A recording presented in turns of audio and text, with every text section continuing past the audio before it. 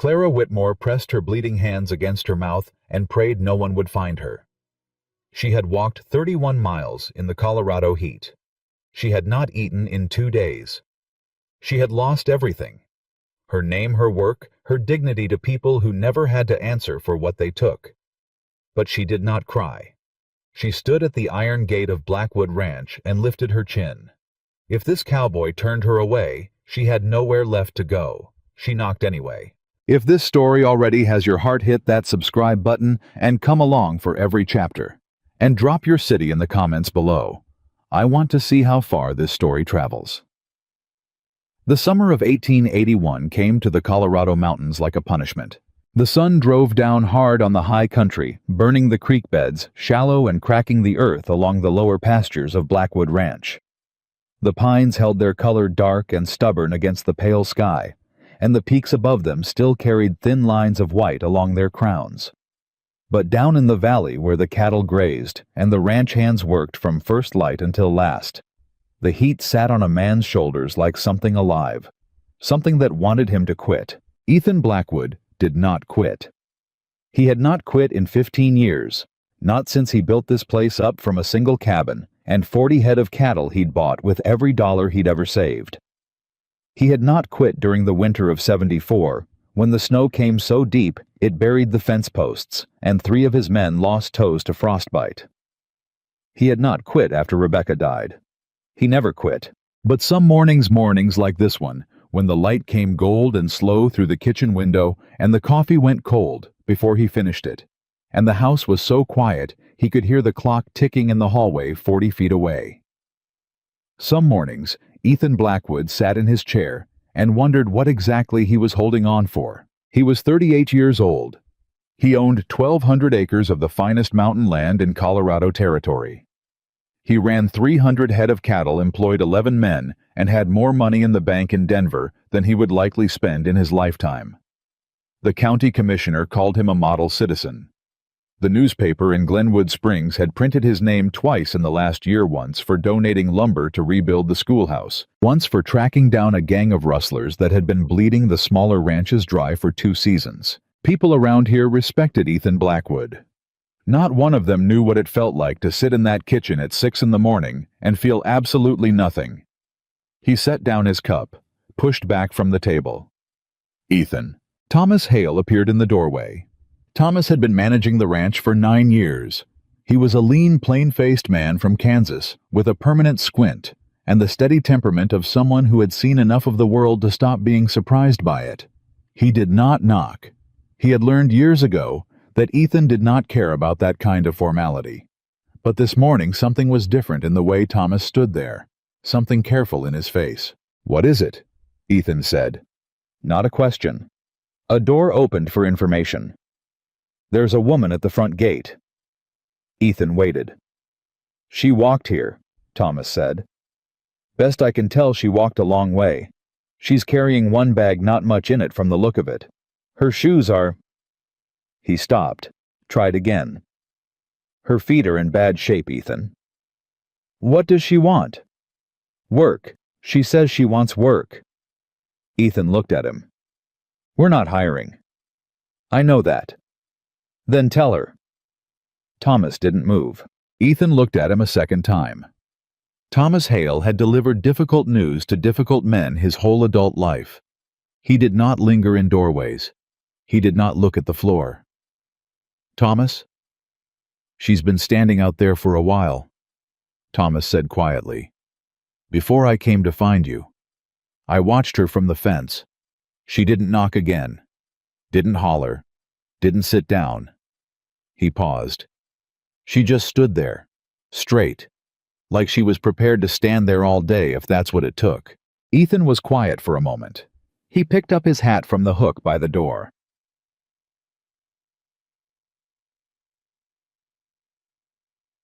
She heard him before she saw him. Boots on dry ground, steady, no hurry, no hesitation. The kind of walk that belonged to a man who was used to arriving somewhere and having that mean something. Clara kept her chin up. She had learned that trick from her mother. "Keep your chin up, Clara. People treat you the way you present yourself. If you fold, they'll fold you further." She had not folded. Not when the Hargrove family told every shopkeeper in Millhaven that she had stolen from their household. Not when Mrs. Hargrove stood in the middle of the street and said loud enough for everyone to hear that Clara Whitmore was a thief and a liar, and no decent person in this town would employ her again. Not when the boarding house turned her out the next morning, the landlady refusing to meet her eyes, as she handed over her bag and told her she was sorry, but she couldn't afford the trouble. Not during 31 miles of road and 2 days without a real meal. She had not folded, but her hands were shaking under the handle of her bag, and she was aware of that, and she held tighter to make it stop. The man who came through the gate was not what she expected. She didn't know exactly what she'd expected. Some soft landowner maybe, or an old man with kind eyes. What she got was someone tall and broad-shouldered and weathered, in the way that Colorado sun weathered everything up here, burning things down to what they actually were. He stopped about 8 feet from her, looked at her the way a man looked at something he was trying to understand. She looked back at him the same way. "You walked here," he said. "Yes, sir." "From where?" "Millhaven." He said nothing. Millhaven was 30 miles as the crow flew, more by road. The calculation moved behind his eyes. "You have family somewhere?" he asked.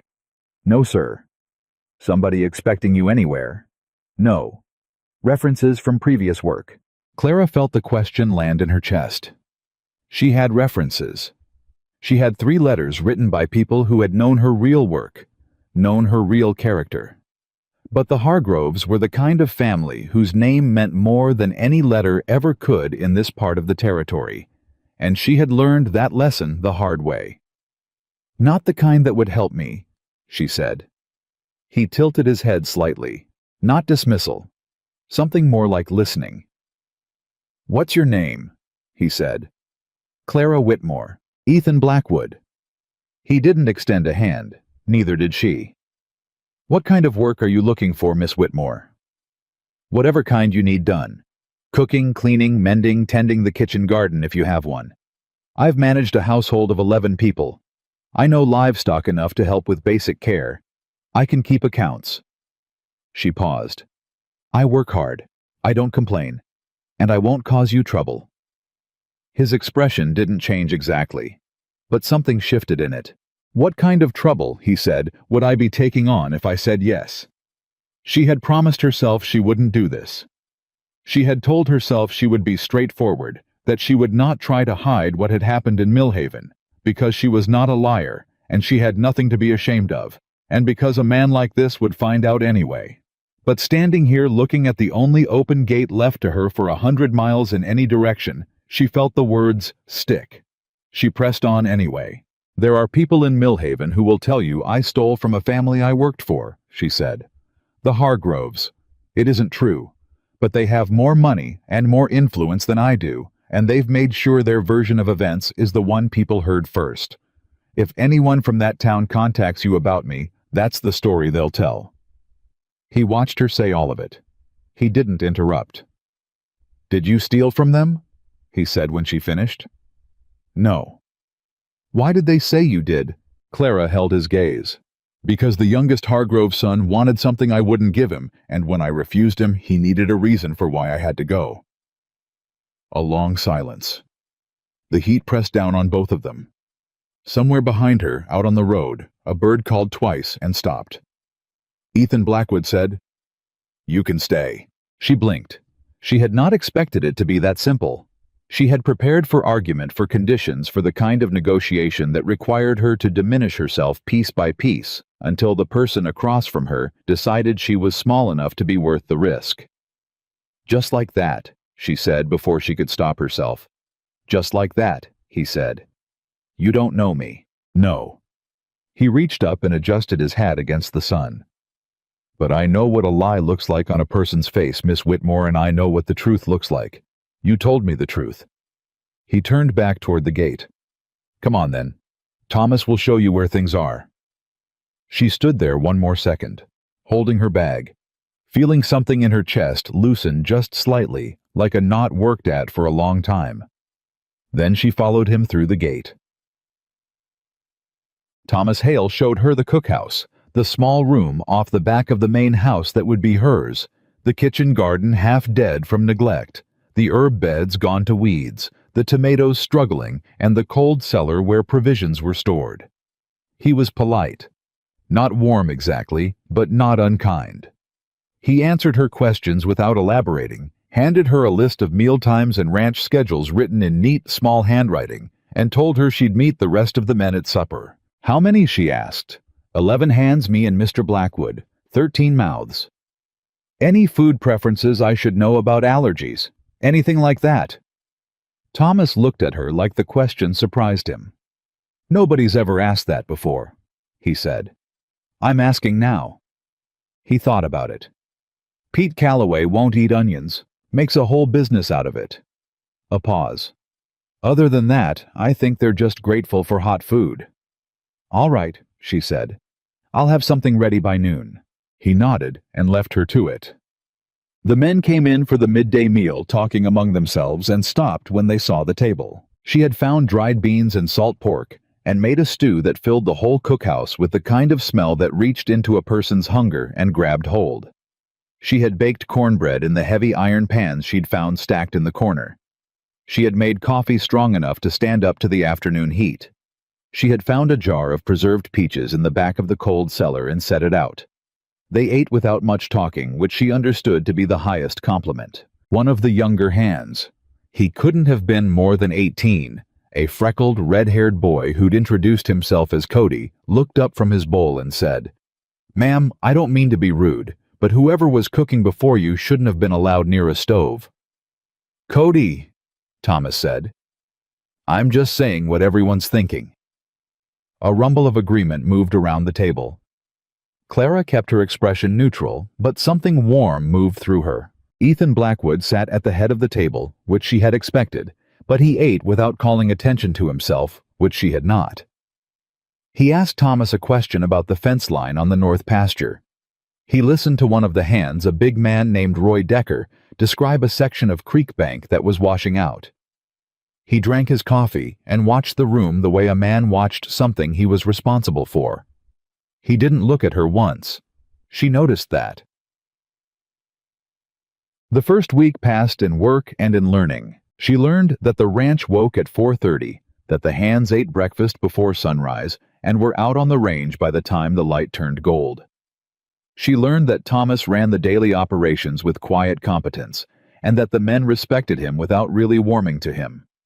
She learned that Roy Decker was the informal leader among the hands, that what he thought mattered to the others, and that he had spent the first 3 days watching her with barely concealed suspicion. She learned by the third day why the kitchen garden was dead. Mr. Blackwood's wife planted it, Cody told her quietly when they were the only two left in the cookhouse after supper. He was helping her carry dishes without being asked which she had noted. She passed about 5 years back. Nobody's touched it since. I don't think Mr. Blackwood could stand to look at it.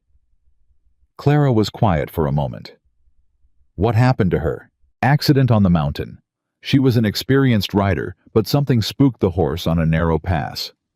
He stopped. He brought her home himself, carried her down. A pause. He didn't come out of the house for 4 days. She looked at the garden through the window, the dried stalks, the dead herb beds. "Thank you for telling me," she said. "I just thought you should know," Cody said, "before you go making any changes out there." She did not touch the garden for 5 days. On the 6th day, she was up before the hands in the early gray before the sun, and she knelt in the dirt beside the herb bed and began pulling weeds. Not dramatically, not making anything of it. Just working slowly and carefully the way she had learned to do anything she wanted to last.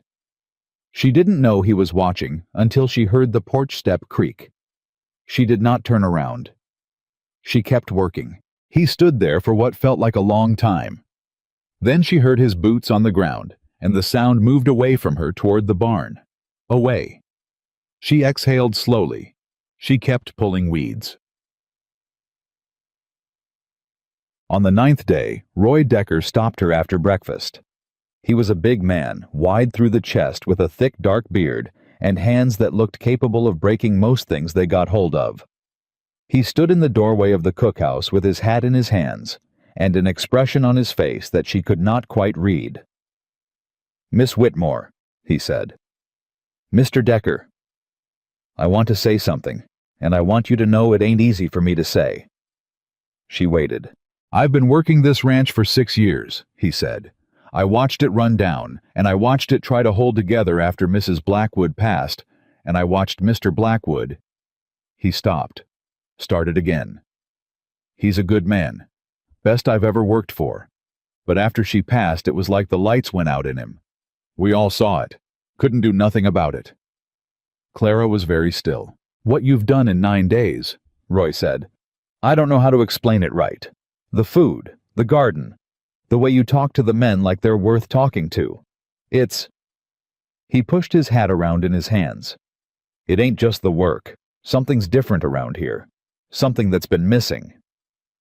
She didn't know what to say to that. "I was hard on you when you came," he said. "In my head, I mean. Made up my mind about you before I knew anything. I'm telling you that's wrong, and I'm sorry for it." She looked at him for a moment. This big, weathered man turning his hat in his hands, choosing honesty when he didn't have to. "Thank you, Mr. Decker," she said. "I appreciate that." He nodded sharp the way men nodded when they were finished with a thing. Put his hat back on. "Cody says you make the best cornbread he's ever had," he said, already moving away. "I'm inclined to agree with him." She smiled at his back. On the 11th day, she found Ethan Blackwood in the barn at dusk, sitting on an overturned crate with a piece of tack in his hands that he wasn't fixing. Just holding. Staring at the middle distance. She had come to check on the old chestnut mare that had seemed off her feed since Tuesday. She stopped when she saw him. Considered retreating. She didn't. She went to the chestnut stall, opened it quietly, slipped inside, and began checking the mare over. Running her hands along the horse's neck, checking her eyes, her gums. The horse leaned into her slightly. "She's been off since Tuesday," Ethan said from behind her. "I know. I thought she might be lonely.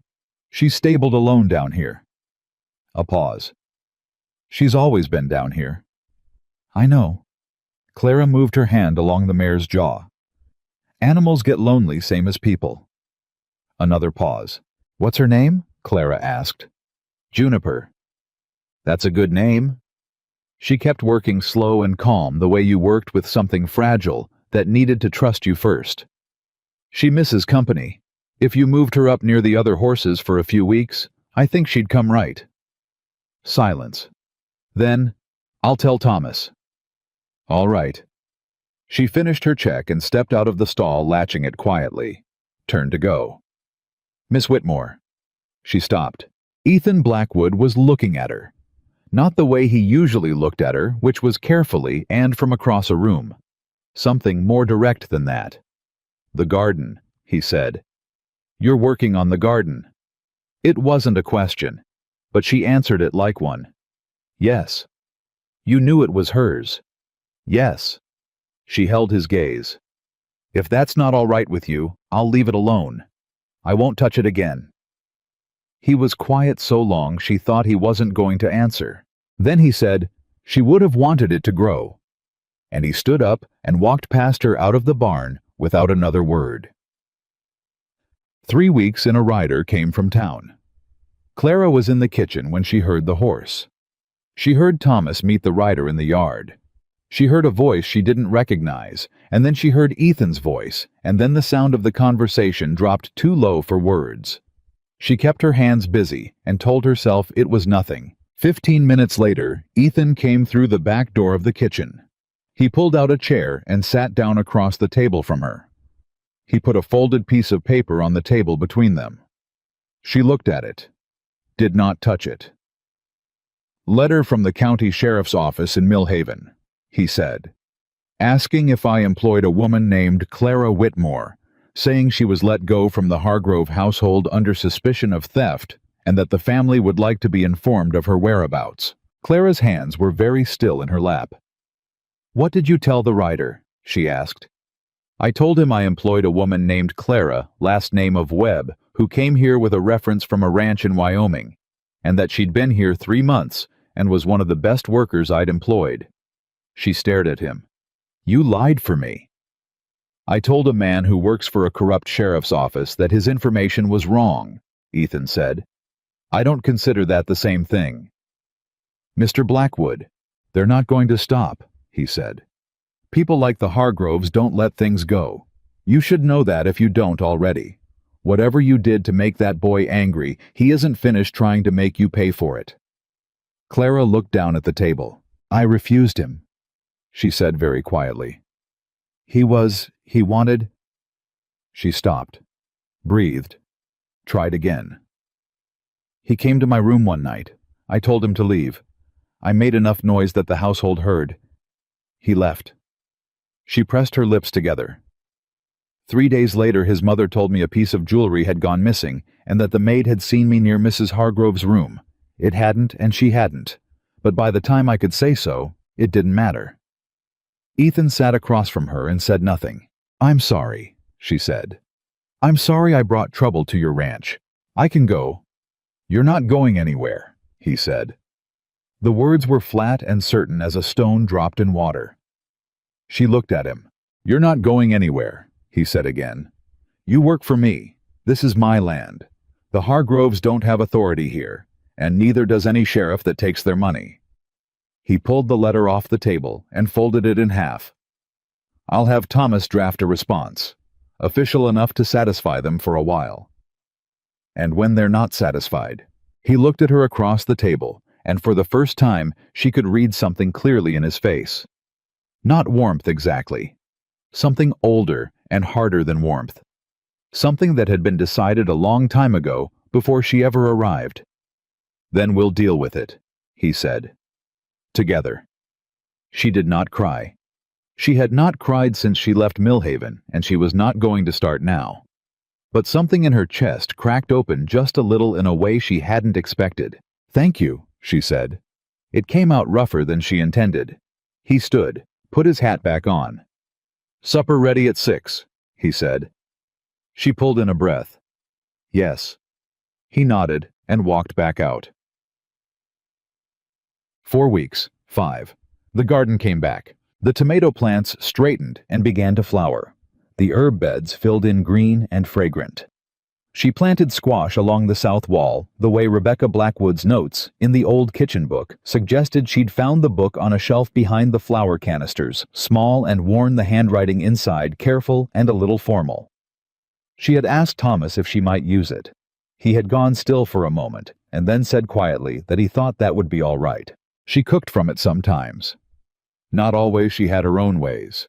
Her own recipes she carried in her head, but sometimes she followed the notes in that small book and felt in a way she couldn't fully explain that she was doing something right.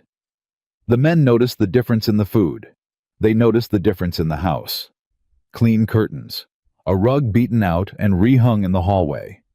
The wood floor in the main room polished until it caught the light. Cody said it felt like somewhere people actually lived. Roy Decker said it felt like a home. Ethan Blackwood said nothing, but he started eating breakfast inside at the kitchen table instead of standing at the porch rail with his cup. He started coming in for supper before Thomas called it. He started, and this was the thing she noticed most. The thing she didn't say anything about. He started staying in the kitchen after supper when she was cleaning up with some piece of work in his hands, a harness to mend, or a letter to read. Not talking. Just present in the room. She didn't comment on it. She handed him coffee when she made a second pot. He took it without a word. 5 weeks in, on a Sunday evening when the heat had broken slightly and the air coming down from the mountains smelled of pine and distant rain, Clara was in the kitchen garden, sitting on the low stone wall and reading from a small book she'd brought in her bag from Millhaven. The only thing she'd brought besides 2 dresses and her mother's ring on a chain around her neck. She heard the porch door. She didn't look up. Footsteps crossed the yard and stopped nearby. She heard him lean against the garden fence. A long quiet. "What are you reading?" he said. "Poetry," she said. "Tennyson." Another quiet. Rebecca liked Tennyson, he said. She closed the book over her finger to hold the page. Looked at him. He was looking at the garden, at the plants, the green rose, the stone wall she was sitting on. Something in his face that she had not seen there before. or had not been meant to see. "I know I've been using her kitchen book," she said. "If that bothers you, I'll stop." "It doesn't bother me," he said. He was quiet again for a moment. "She'd have liked what you did with it." He paused. "She'd have liked you." Clara didn't know what to say to that. "I'm sorry about your wife," she said. "I mean that." He looked at her, really looked at her. "I know you do," he said. The evening light came long and gold across the garden, and neither of them spoke for a while, and it was not uncomfortable. It was the kind of silence that two people arrived at when they had stopped needing to prove something to each other. She opened her book again. He stayed at the fence until the light faded. It was Cody who came running. She was in the cookhouse early on a Thursday morning, 6 weeks to the day she had walked through the gate of Blackwood Ranch, when she heard the boy's boots coming fast across the yard. "Miss Clara." He hit the door hard enough to rattle it. "Miss Clara, come quick, it's Mr. Blackwood. He's been hurt up on the North Ridge." She was already moving. They brought him in on a makeshift stretcher, 2 planks and a canvas, carried by Roy and another hand named Dan. He was conscious which Thomas had told her on the run-up was a mercy, because he had gone off the edge of a ledge on the North Ridge. While checking the fence line, his horse had spooked at a rattlesnake thrown him and landed on an outcrop 15 feet below. His left arm was broken. She could see that without touching it, the unnatural angle of it below the elbow. His left side was badly bruised, possibly ribs, and there was a long gash along his cheekbone where he'd hit the rock face on the way down. She had set broken bones before. She had stitched cuts before. Her mother had been the nearest thing to a doctor their small Ohio town had had when she was growing up, and she had learned at her side from the time she was 8 years old. She didn't hesitate. "Set him on the table," she said.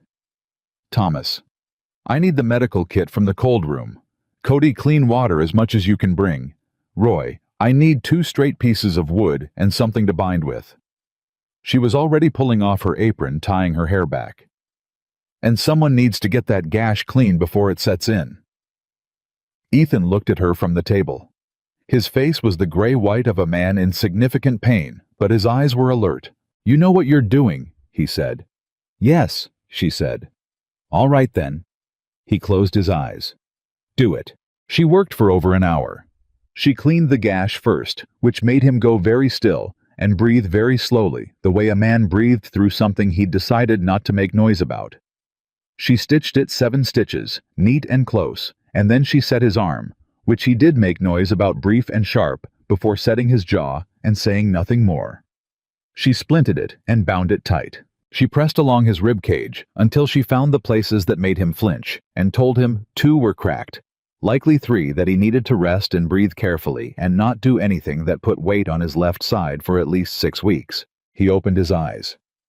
6 weeks. At minimum. "I can't be off for 6 weeks.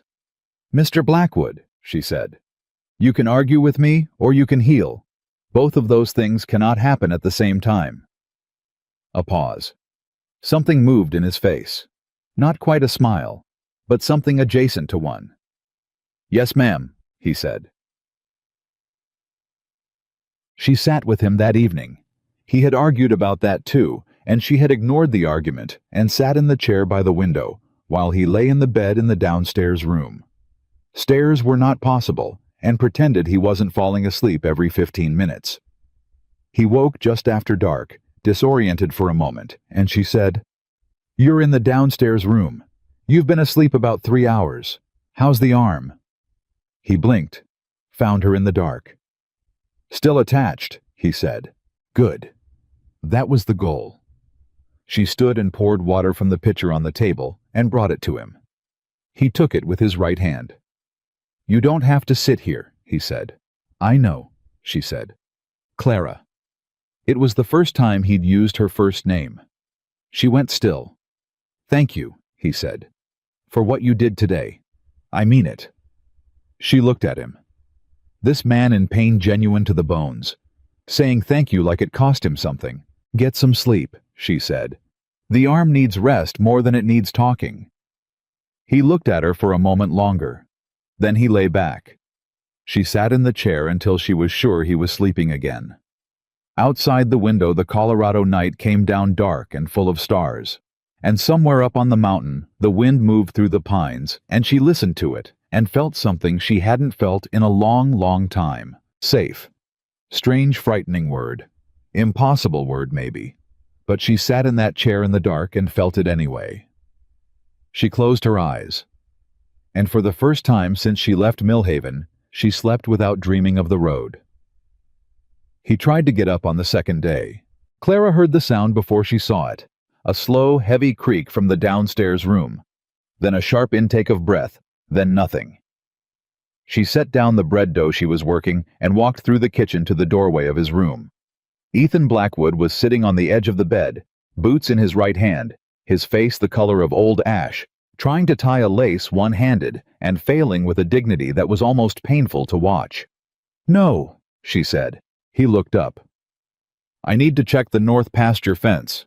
Roy doesn't know where I marked the weak sections. Roy has been working this ranch for 6 years. And I've been working it for 15. He got one loop of the lace. I'll be back before noon. Mr. Blackwood." She crossed the room, took the boot out of his hand and set it on the floor. He stared at her. She met his eyes without flinching. "You have 2 cracked ribs and a broken arm. If you go out on that fence line today, you'll crack the ribs through, and then you won't be back by noon. You'll be back by Christmas." A long, charged silence. "I'm not a man who lies in bed," he said.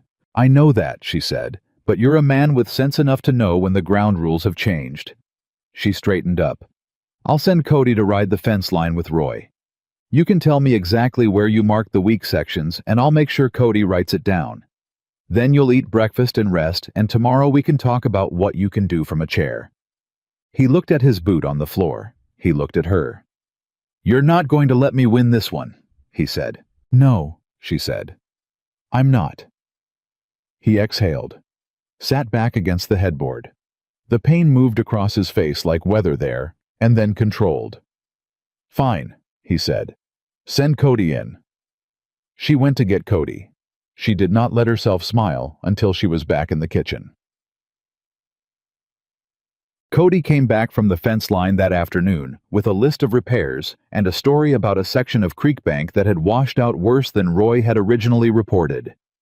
He told it to Ethan through the doorway, notebook in hand, reading off the details in his careful, earnest way. Ethan asked 4 sharp questions. Cody answered 3 confidently and admitted he didn't know the answer to the 4th. "That's honest," Ethan said. "Go ask Roy and come back." Cody went. Clara, working at the kitchen table within earshot, said nothing. But she heard the ease come back into Ethan's voice as he worked through the problem, and she thought, there it is. That's what he needs. Not rest from everything. Just rest from the physical. She brought him coffee and a piece of paper and a pencil. He looked at them. "For the fence line plan," she said. "You can draw it out. Roy can work from a diagram." He took the pencil, said nothing for a moment. "You think of everything," he said. "Not warmly, not critically, just as fact." "I try to," she said, and went back to the kitchen.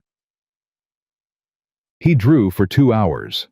She could hear the pencil moving in the other room, steady and purposeful. By the time supper was ready and she brought a plate in, he had covered both sides of the paper with a detailed map of the north pasture fence line. Every weak section marked, every repair prioritized, notes written in a hand that was smaller and neater than she would have expected. She set the plate down and looked at it. "This is good," she said. "It's what Thomas needs to manage without me for a few weeks." He said it flatly, like it cost him something to admit the time frame. "Thomas is capable," she said. "I know he is." A pause. "That's not the point." She looked at him. "What is the point?" He was quiet for a long time. Long enough that she thought he wasn't going to answer. "This ranch is all I've got," he said. "When something goes wrong on it, I need to be the one dealing with it. I need to know." He looked at the map in his hand. "It's not about whether Thomas can handle it. It's about—" He stopped. "Feeling useful," she said quietly. He looked up at her. Yeah, he said. Not defensive, just honest. She nodded. Then let's make sure you stay useful from this room until you can be useful from a saddle. She tapped the map. This is a start. That's correct. On the third day of his recovery, Clara came in at mid-morning with coffee to find him holding a small framed photograph. He set it face down on the bedside table when he heard her, but not quite fast enough. She pretended not to notice. She poured the coffee, set it down, turned to go. Rebecca, he said. She stopped. That's who it is, in the picture. His voice was level, not raw, not controlled. Somewhere in between, the way a voice sounded when a grief had been lived with long enough to become familiar. I don't look at it, I just keep it there. She turned back slowly. Why did you look at it today? He thought about that.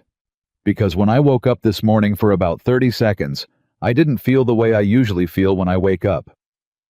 He paused. And it surprised me. So I looked at the picture too. He stopped. Seemed to hear how it sounded. To remind yourself, she said. To remind myself. He agreed. She stood in the doorway and said nothing for a moment. What was she like? She asked.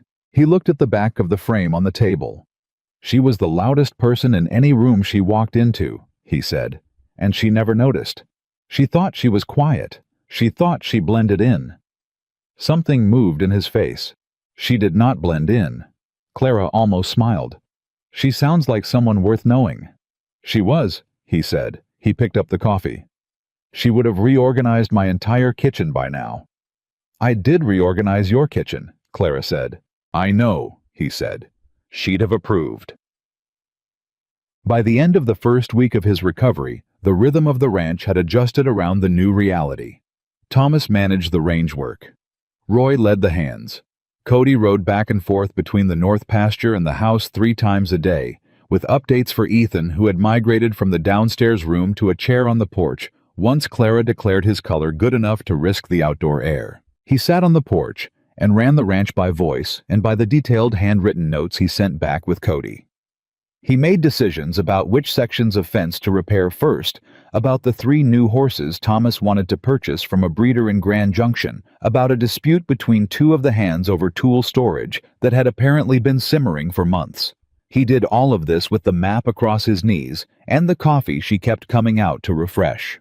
The hands rode past the porch in the morning and tipped their hats and gave him short reports on what they were heading out to do, and he acknowledged each one sometimes with a question, sometimes with a single nod. Clara watched from the kitchen window sometimes. She thought he's good at this. Not just at the work, at the people. He knows which man needs direction and which one needs to be left alone to figure it out. He knows when to speak and when silence is the answer. She thought Rebecca was lucky. And then she caught herself thinking it, and turned back to the stove, and didn't think it again. It was on a warm Thursday evening, 10 days into his recovery, that Roy Decker came up to the porch with something on his face that wasn't part of the usual end-of-day report. Clara heard it from the kitchen. The door was open against the heat. Something came into town, Roy said. Ryder from Glenwood brought the mail this afternoon. Thomas got it. A pause. There's a letter, addressed to the ranch. Return address is Millhaven. The porch went very quiet. Give it here, Ethan said. She heard the paper, the sound of it being opened. A long silence. Mr. Blackwood, Roy said. Tell Thomas to come up, Ethan said. And tell Miss Whitmore to come out here. Her hands went still on the dish she was drying. She set it down and walked out. Ethan was sitting forward in the chair, the letter in his right hand, his expression so controlled it told her more than any emotion would have. He held the letter out to her. She took it. It was not from the Hargroves directly. It was from their attorney, a man named Gerald Fitch of Millhaven, writing on behalf of the Hargrove family to inform Blackwood Ranch that a warrant had been issued in Millhaven for the arrest of one Clara Whitmore on charges of theft and fraud, that Miss Whitmore was believed to be residing in the area, and that any person harboring a fugitive from lawful warrant could themselves be subject to legal consequence. She read it twice. Her hands did not shake. She handed it back to him. "I'm sorry," she said. "Stop saying that," he said. "Not harsh, quiet. You've got nothing to apologize for. This will cause you problems. Clara." He said her name the way he'd said it that first night after her stitching direct and unadorned. "This is a Millhaven warrant. This county is not Millhaven. I have a lawyer in Denver who will have something to say about the enforceability of that warrant outside the territory of issue." He folded the letter. "And I have more than enough money to make sure he says it loudly." Thomas had arrived by then, and Ethan handed him the letter and told him to send a telegram to Denver in the morning.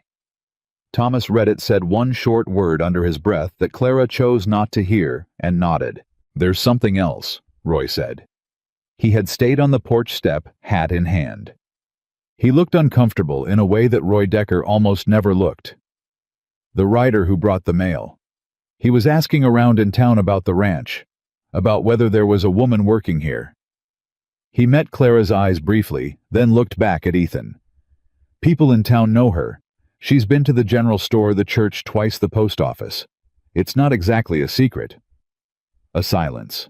"Who did he talk to?" Ethan said. "Mrs. Granger at the post office." Roy paused. "You know how she is."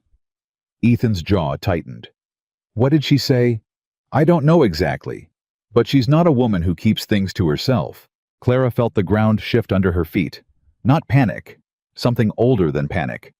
The familiar grinding dread of watching something you'd built start to come apart at the edges, and knowing there was nothing you could do to stop it, except stand still and wait to see how bad it was going to be. She breathed in slowly. "All right," she said. Both men looked at her. "We knew this was coming eventually. The question is what we do now." She looked at Ethan. "What does your lawyer in Denver need from us?" He looked at her for a moment.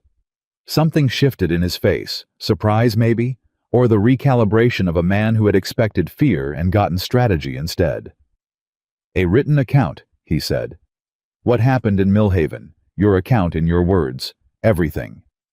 "I can write that tonight," she said. "Clara, I said I can write it tonight." She folded her hands in front of her. "Is there anything else?" He studied her. "No," he said. "That's what we need." She nodded once and went back inside to find paper. She wrote for 3 hours. She wrote everything. The Hargrove household. The years of work, the way young Charles Hargrove had begun to watch her 6 months before everything fell apart, the casual entitlement of him, the way he stood too close, the way he looked at her when he thought no one would notice. She wrote about the night he came to her room. She wrote it plainly, without softening it, because she had promised herself a long time ago that she would not make herself smaller, to make other people more comfortable with what had happened to her. She wrote about Mrs. Hargrove and the jewelry and the maid who lied. She wrote about the boarding house and the 31 miles of road and the gate of Blackwood Ranch. She wrote it all down. Then she sat at the kitchen table in the quiet house and read it back to herself, and felt for the first time that it existed outside her body, that it was real in a way it hadn't been while it lived only in her memory. A thing that had happened. A thing with a beginning and an end. A thing that other people could now look at. She folded it, addressed it, left it on the table for Thomas to take to the telegraph office with Ethan's letter in the morning. Then she put her head down on her arms and cried for exactly 5 minutes. Then she stopped, wiped her face, made herself a cup of tea. She was still at the table when she heard the slow step in the hallway. Ethan appeared in the kitchen doorway in his shirt sleeves, his splinted arm against his side, his hair pushed back like he'd been lying down and not sleeping. He looked at her face. He looked at the folded letter on the table. He said nothing. He crossed to the counter and poured himself a cup from what was left in the pot and pulled out the chair across from her and sat down. They sat there in the quiet for a while. "You okay?" he said. "Yes," she said. "I will be." He nodded. He didn't leave. He sat across from her and drank his cold coffee and looked at the table, and she sat across from him and drank her tea, and neither of them needed anything from the other except for the company, and that was enough, and they both seemed to know it. The Sunday after the letter, she went to church for the first time since the news had spread through town. She knew it had spread. She could tell from the way Cody had been carefully not mentioning it for 4 days, and the way Roy had started riding into town for supplies himself, instead of sending one of the younger hands, and the way Thomas had said very quietly on Saturday morning, "Clara, you might want to wait a week on the church." She went anyway. She wore her better dress, the dark blue one she kept for occasions. She put her hair up properly. She held her head the way her mother had taught her. She walked in and sat in the third pew from the back, which was where she always sat, and she did not look at the faces that turned toward her, and she did not acknowledge the murmuring that moved through the congregation like something contagious. The sermon was from the book of Ruth. She almost laughed. Afterward in the yard, 3 women she had spoken to pleasantly on previous Sundays turned away when she walked past. A man she recognized as a merchant from the main street looked at her for a long moment with an expression that made her feel like something being assessed for damage. And then Margaret Hale Thomas's wife, a round-faced woman with gray-streaked hair and the kind of practical kindness that didn't waste itself on dramatics, appeared at her side and put a hand through her arm. "Pay them no mind," Margaret said quietly. "Half of them have more secrets than you, and twice the cowardice." Clara looked at her. "Thank you," she said.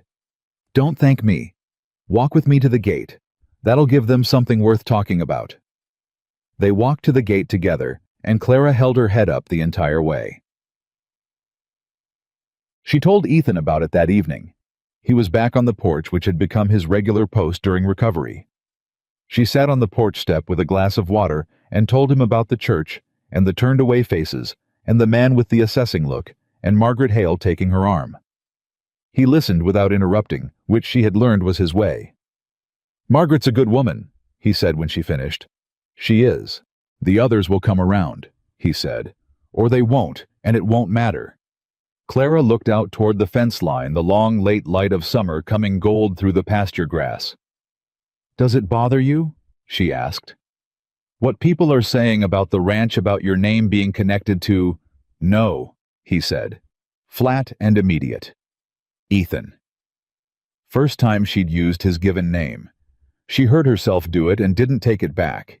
He heard it too. He looked at her. "No," he said again. Quieter now, but the same word. "I've spent 15 years building my name in this county by doing the right thing. If some people want to question that, because I stood up for a woman who was lied about, they're not the kind of people whose opinion I ever needed." A pause. "And I've never cared much what people thought of me anyway." She looked at him. "That's not entirely true," she said. He raised an eyebrow. "You care what Thomas thinks," she said. "And Roy, and Cody." A beat. "That's different," he said. "Why?" "Because they earned it." He looked at her steadily. "So did you." She turned back to the fence line so he wouldn't see her face.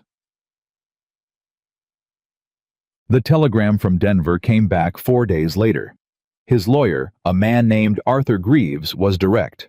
The Millhaven warrant had jurisdictional issues that would make enforcement in Colorado territory significantly complicated. He was filing paperwork to challenge it. In the meantime, Ethan should document everything related to Miss Whitmore's employment and his own attestations of her character. The Hargroves were wealthy, Greaves wrote, but they were not untouchable, and there were ways to make the cost of pursuing this higher than the benefit. Clara read the telegram at the kitchen table. She read it twice. "Well," she said. Ethan across the table said, "Arthur's the best lawyer in Denver. If he says there's a way through it, there's a way through it. It's going to cost you." "I know." She looked at him. "You've spent money and influence and your reputation on a woman you hired 6 weeks ago." "About right," he said. "Why?" she said. "And don't tell me it's because I cook well." He was quiet for a moment. The kind of quiet she was learning to read, where the absence of words wasn't evasion, but the sound of a man finding the honest thing to say. "Because you walked 31 miles in the Colorado heat," he said, And you stood at my gate and told me the truth when a lie would have been easier, and you've worked every day since like the ranch mattered to you, and you wrote your account last week and cried about it alone in the kitchen at midnight, and then made yourself a cup of tea." He held her gaze. "That's not a woman who deserves what happened to her. And I'm not the kind of man who watches injustice run unopposed when I can do something about it." The kitchen was very quiet. "How do you know I cried?" she said. "Your eyes were red when I came in," he said simply. "And you'd pushed your chair back so I wouldn't see your face." She stared at him. "I was trying to be discreet," she said. "You were," he said. "You did fine. I just pay attention." She looked down at the telegram in her hands, breathed in once slow. When she looked up, she didn't try to hide what was on her face. "Thank you," she said. "Not just for this, for all of it." He looked at her for a moment longer than he usually did. "You're welcome," he said, and stood and picked up his hat and went back to the porch because that was Ethan Blackwood. He said the thing that needed saying, and then let it be, and never pushed for more than what the moment asked for. She sat at the table and held the telegram and felt something settle in her chest. Something that had been braced and waiting for a long time. Jaje. 3 days later, a woman came to the ranch. Not a rider, not a hand. A woman in a proper dress and a hat with a blue ribbon driving a small buggy down the road from town with the deliberate pace of someone who had decided on a thing and intended to see it through. Clara saw her from the garden and stood up. The woman pulled the buggy to a stop at the gate, stepped down without apparent concern, and came through with the confidence of someone who had been through this gate before. She was perhaps 60, silver-haired, straight-backed, with a face that had been handsome once and had traded some of that in exchange for something more durable. She stopped about 10 feet from Clara and looked at her with sharp, direct eyes. "You must be the Miss Whitmore everyone's talking about," she said. Clara took off her garden gloves. "I am. I'm Helen Graves. Judge Elias Graves was my husband." She paused. "He's been gone 4 years.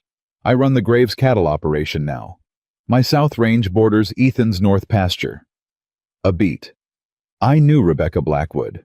We were friends for 12 years. Clara held her gaze carefully, trying to read where this was going. "Mrs. Graves," she said. "I'm not here to cause trouble," Helen said.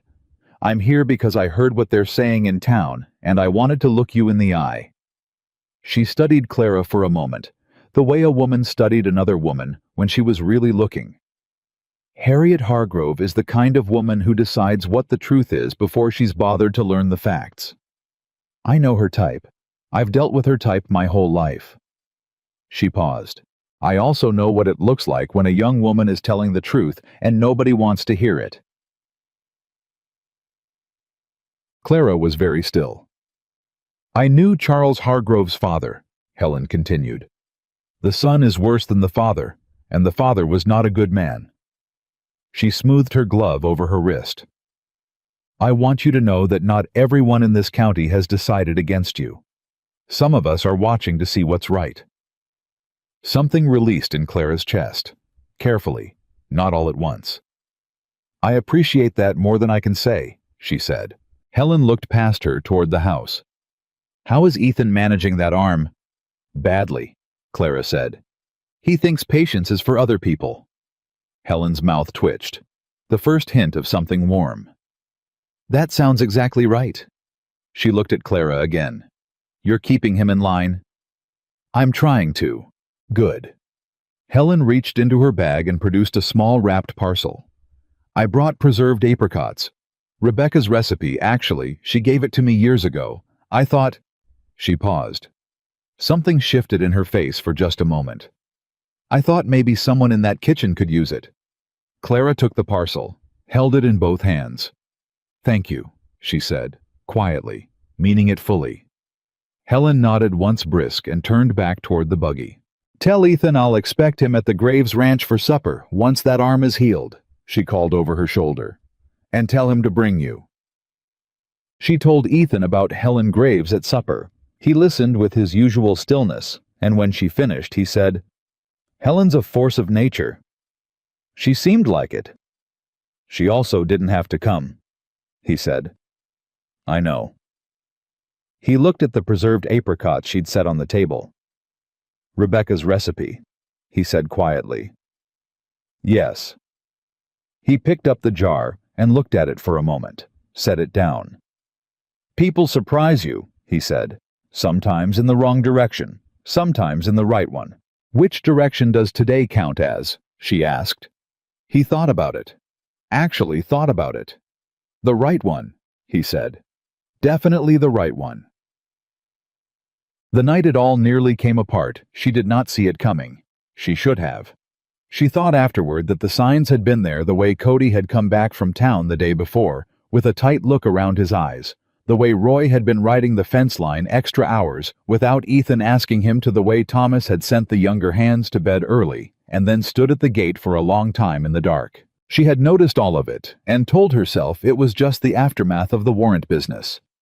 The town unsettled the men protective, the ordinary cautious quiet of people who felt a threat they couldn't name yet. She had been wrong about the can't name yet part. It was well past 10 at night when she heard the horses. Not one horse, more than one. Coming up the road from town, moving fast, the sound of it wrong, in a way that her body understood before her mind did. She was at the window when she heard Ethan's voice on the porch, sharp and low. Thomas. And then Thomas's voice, I see them. She pulled on her boots and went to the door. 4 riders had stopped at the gate. In the torchlight, one of them carried a torch, which was the thing that made her stomach drop. She could see they were not ranch hands, and they were not lawmen. 2 of them she recognized vaguely from town. The other 2 she didn't know. All 4 of them had the loose, heated look of men who had been drinking and had decided on a thing and worked each other up about it the whole ride out. The one in front, big-shouldered with a wide-brimmed hat pushed back from a flushed face, called out toward the porch, Blackwood, we want the woman. Roy came out of the bunkhouse at a dead run, silent and fast. 2 of the other hands were right behind him. Ethan stood on the porch and said nothing. We heard about the warrant, the man said. We're just doing what the law ought to be doing. Hand her over and there's no trouble here. Clara's hand was on the doorframe. She felt her heartbeat in her throat. Her whole body was still the way she'd learned to go still when things got dangerous. Not frozen, not panic, but coiled. Ethan stepped off the porch. He walked to the gate. He was in shirt sleeves, his arms still splinted unarmed as far as she could see, and he walked to that gate the way he walked everywhere. No hurry, no display. Just a man who had decided to be somewhere and was going there. He stopped on his side of the gate and looked at the 4 men. Gentlemen, he said. The word was the calmest she had ever heard him sound, which somehow made it worse. I'm going to tell you this once. The man with the torch shifted in his saddle. This is private land, Ethan said. The woman who works on my ranch is my employee and is under my protection. There is no valid warrant in this county. If you have a legal claim to make, you can make it in front of Judge Holloway in the morning, and Arthur Greaves of Denver will be there to discuss it with you. He paused, just a breath. Or you can ride back to town right now, sleep it off, and we'll all forget this happened. Silence. The man with the torch looked at his companions. Some of the heat went out of his face, replaced by the cooling uncertainty of a man who had expected a different kind of resistance.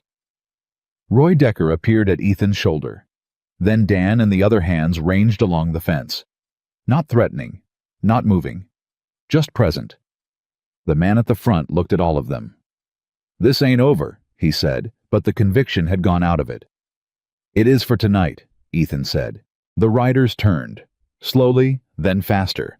The torchlight moved away down the road. The yard was quiet. Clara stepped off the porch. Ethan turned from the gate and saw her standing there, and something moved through his face. Not anger, not relief, something more complicated than either of those things. Go inside, he said. I'm not made of glass, she said. He looked at her for a long moment. His jaw was tight. His eyes were doing the thing they did when the controlled surface of him was working hard. I know that, he said. I know exactly what you're made of. He lowered his voice. But I need you to go inside right now, because if you don't, I'm going to say something or do something that isn't appropriate for a man in my position to say or do. and I'd rather not." She stared at him. The night air between them felt charged with something she had been deliberately not naming for 6 weeks. She went inside. She sat at the kitchen table with her hands flat on the wood, and her heart doing something complicated and unreasonable, and she listened to the sounds of the yard settling the men talking quietly.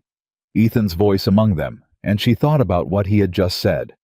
Something or do something that isn't appropriate for a man in my position. She sat with that for a long time. When he came in an hour later, she had made coffee. She pushed a cup across the table.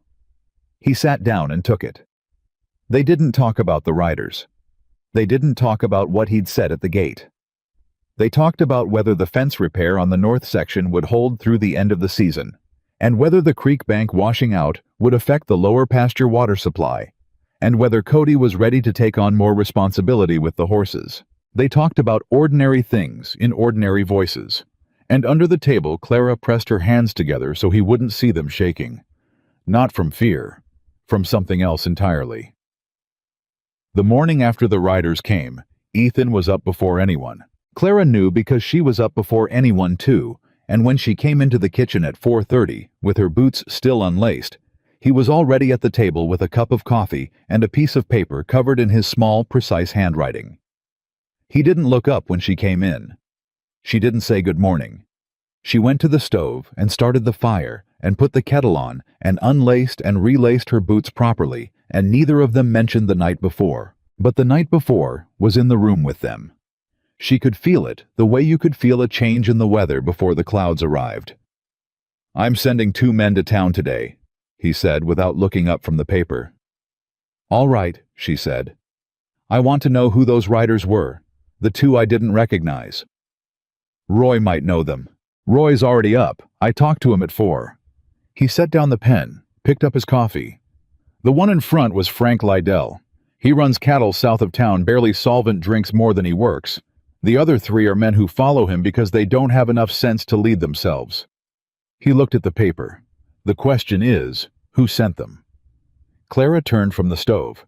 "You think someone sent them? Men like Lydell don't ride out to a working ranch after dark on their own initiative," he said.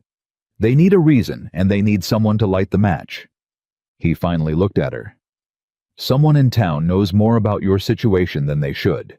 Either they've been in contact with Millhaven directly, or someone passed through recently with information." She thought about that. "The rider who talked to Mrs. Granger," she said. "That's what I think too." He folded the paper. "I'm going to find out." She poured her tea and sat across from him. The kitchen was dark, still the gray pre-dawn light just beginning at the window. "Ethan," she said. He looked at her. "I don't want you making enemies for my sake," she said. "I don't make enemies," he said. "I have disagreements. There's a difference." "That's a very fine line. I'm a man who can walk a fine line." He tucked the paper into his shirt pocket. "Eat something before the hands come in. You didn't eat last night." She stared at him. "You noticed that," she said. "I notice most things," he said, and carried his cup to the counter and walked out.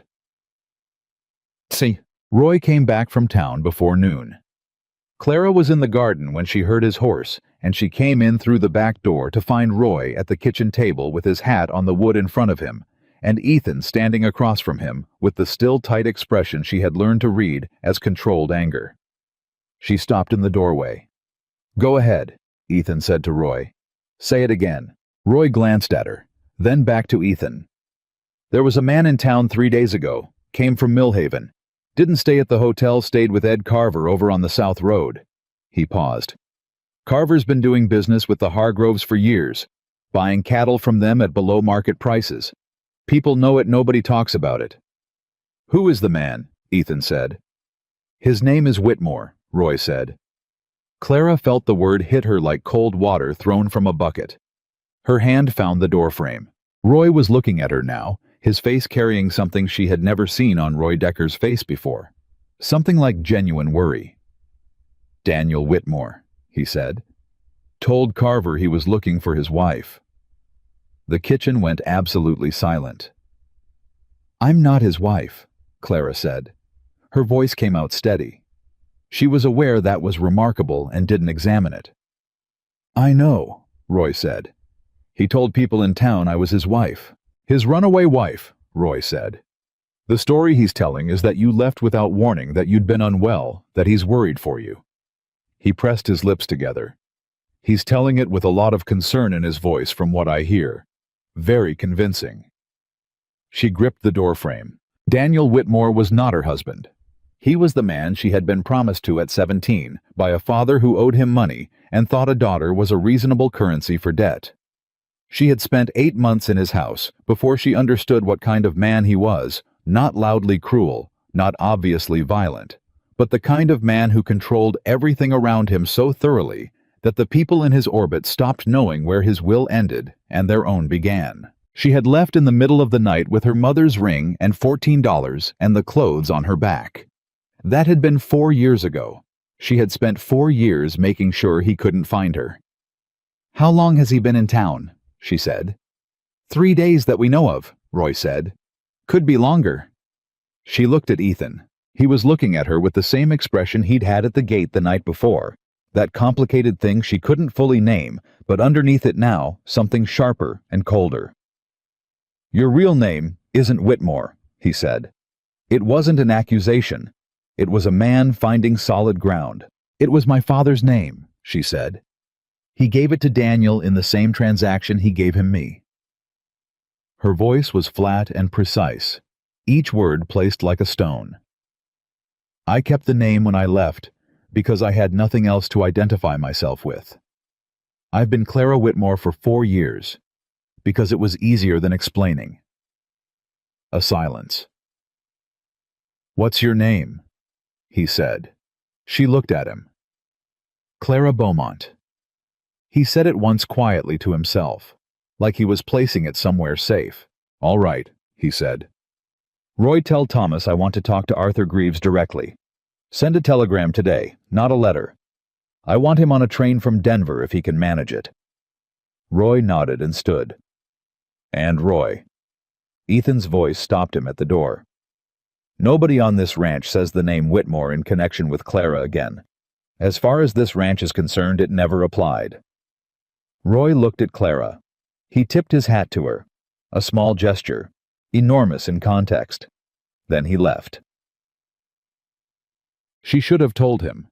She knew it before he said anything, and he didn't say anything, which was almost worse. He gave her the rest of the morning and the noon meal and the early afternoon, and she moved through all of it with the controlled, focused energy of someone who was not going to fall apart, and everyone around her seemed to understand that and gave her room. It was mid-afternoon when she went to find him. He was on the porch with the fence line map, same as always, but the map was face down on the railing, and he was looking at the road. She came out and sat on the step. "I should have told you," she said. "Yes," he said, not angry. Just honest. "I was afraid if I told you the whole story you wouldn't let me stay." "You were afraid of a lot of things when you got here," he said. "Most of them made sense given what you'd been through." "That's not an excuse." "No," he agreed. "It's not." She looked at her hands. "Daniel Whitmore is not a man who does things loudly. He doesn't threaten. He doesn't shout. He makes himself seem reasonable and concerned and patient. And then the people around you start to think you're the problem, and eventually you start to think it too." She paused. "I left because I was afraid that if I stayed 1 more year, I wouldn't know my own mind anymore." The silence stretched. "Did he hurt you?" Ethan asked. Quiet and direct the way he asked everything. She thought about how to answer that. Not the way people usually mean when they ask that question. But there are more ways to hurt a person than the obvious ones. He nodded slowly. She had the sense he understood that from somewhere inside his own experience, though she didn't ask. "He's been looking for me for 4 years, she said. "I've been careful. I've moved twice. I've never used my real name in a place where I thought the information could travel back." She stopped. "I don't know how he found me here." "Mrs. Granger," Ethan said. She looked up. "She would have described you in detail to the writer from Millhaven," he said. And Daniel Whitmore had 4 years to spread your description across every county that borders Millhaven. Eventually, someone saw something that fit. He paused. It's not because you were careless. It's because he had more resources and more time. She felt the truth of that settle over her. Not comfort exactly, but something cleaner than the guilt she'd been carrying all afternoon. What do I do? She said, not weak, asking a genuine question of someone she had come to trust. Arthur Greaves gets here, he said. We lay out everything. The original arrangement your father made, which depending on how it was formalized, may have legal standing that we can challenge. The circumstances of your departure, the Hargrove situation, all of it together. He turned to look at her directly. Daniel Whitmore has been building a story that paints him as the victim. We build a different story, a true one, and we build it on paper with a lawyer's name on it, and we make sure it gets in front of the right people before his story does. She looked at him. You're not afraid of him, she said. No, he said simply. You should be a little. He's smart, and he's patient, and he has money. So do I, Ethan said. And I have something he doesn't. What's that? The truth on my side, he said. And Arthur Greaves. She almost laughed. The almost laugh surprised her enough that the actual version slipped out just briefly, not entirely steady. Ethan looked at her like that surprised him too. There it is, he said softly. She looked at him. He looked away first. Arthur Greaves arrived on the Thursday stage. He was a short, wiry man of about 50, with wire-rimmed spectacles and a coat that had seen better decades, and the rapid economic movements of someone whose time was worth more than he usually charged. He shook Ethan's hand without ceremony and looked at Clara over his spectacles with the assessing gaze of a man who had spent his professional life determining what was true. Miss Beaumont, he said. She startled at her own name, then straightened. Mr. Greaves. I've read Ethan's account. I'd like to hear yours. He pulled out a notebook. From the beginning. Don't leave anything out because you think it's embarrassing or unlikely, or because you think I'll judge you. I don't judge. I build cases. She told him everything. She told it the way she had written it plainly without softening in the order it happened. She told him about her father and Daniel Whitmore and the arrangement. She told him about the months in Whitmore's house. She told him about leaving. She told him about Millhaven and the Hargroves and Charles and the jewelry and the warrant. Greaves wrote the whole time. Occasionally he asked a question, always precise and brief. He never reacted to any of it. When she finished, he sat back and looked at his notes. The arrangement between your father and Whitmore, he said. Was there a document? I don't know. My father didn't tell me the details. Do you know if your father is still alive? I don't know. We'll need to find out. If the arrangement was formalized and your father is alive, there may be ways to approach this through him. He tapped his pen against the notebook. The more important issue right now is the Millhaven warrant. I've already filed the jurisdictional challenge, but Whitmore's presence in this county changes the calculus. He can try to get a local judge to issue an order that sidesteps the jurisdictional issue entirely. He looked at Ethan. Who is the judge in this county? Samuel Holloway, Ethan said. Do you know him well? He's had supper at this table, Ethan said. Greaves nodded once satisfied. Then I want a meeting with him this week. Informal first. We get in front of this before Whitmore does. I can arrange that, Ethan said. Good.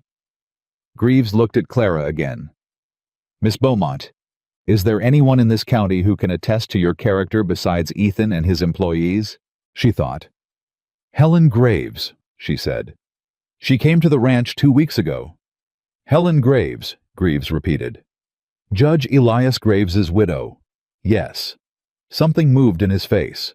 Approval, maybe, or the quiet recognition of a lawyer who understood which names carried weight in which rooms.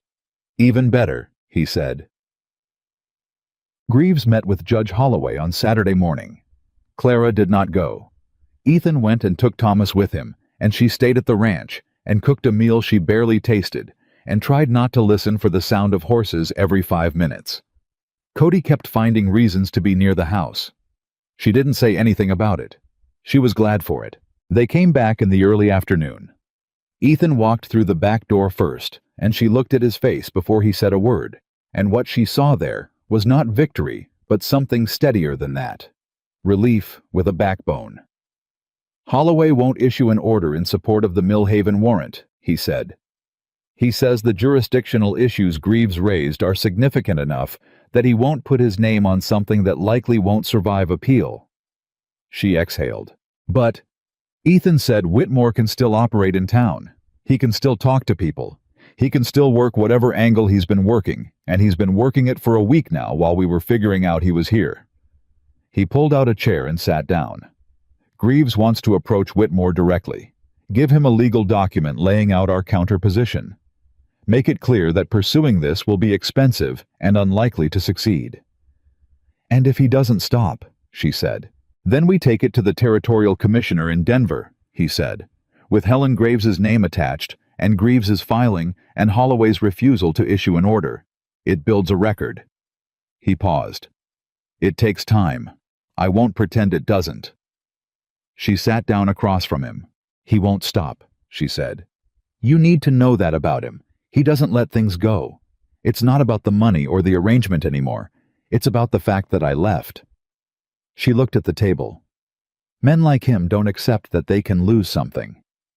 Ethan was quiet. "Let him not accept it," he said finally. "He's going to have to learn." Daniel Whitmore came to the ranch on a Tuesday. He didn't come with riders. He didn't come at night. He came at 11 in the morning on a clear summer day, alone in a good coat on a well-kept horse, and he came through the front gate like a man who had every right to be there. Clara was in the cookhouse when Cody came to the door, with his face stripped of its usual easy expression.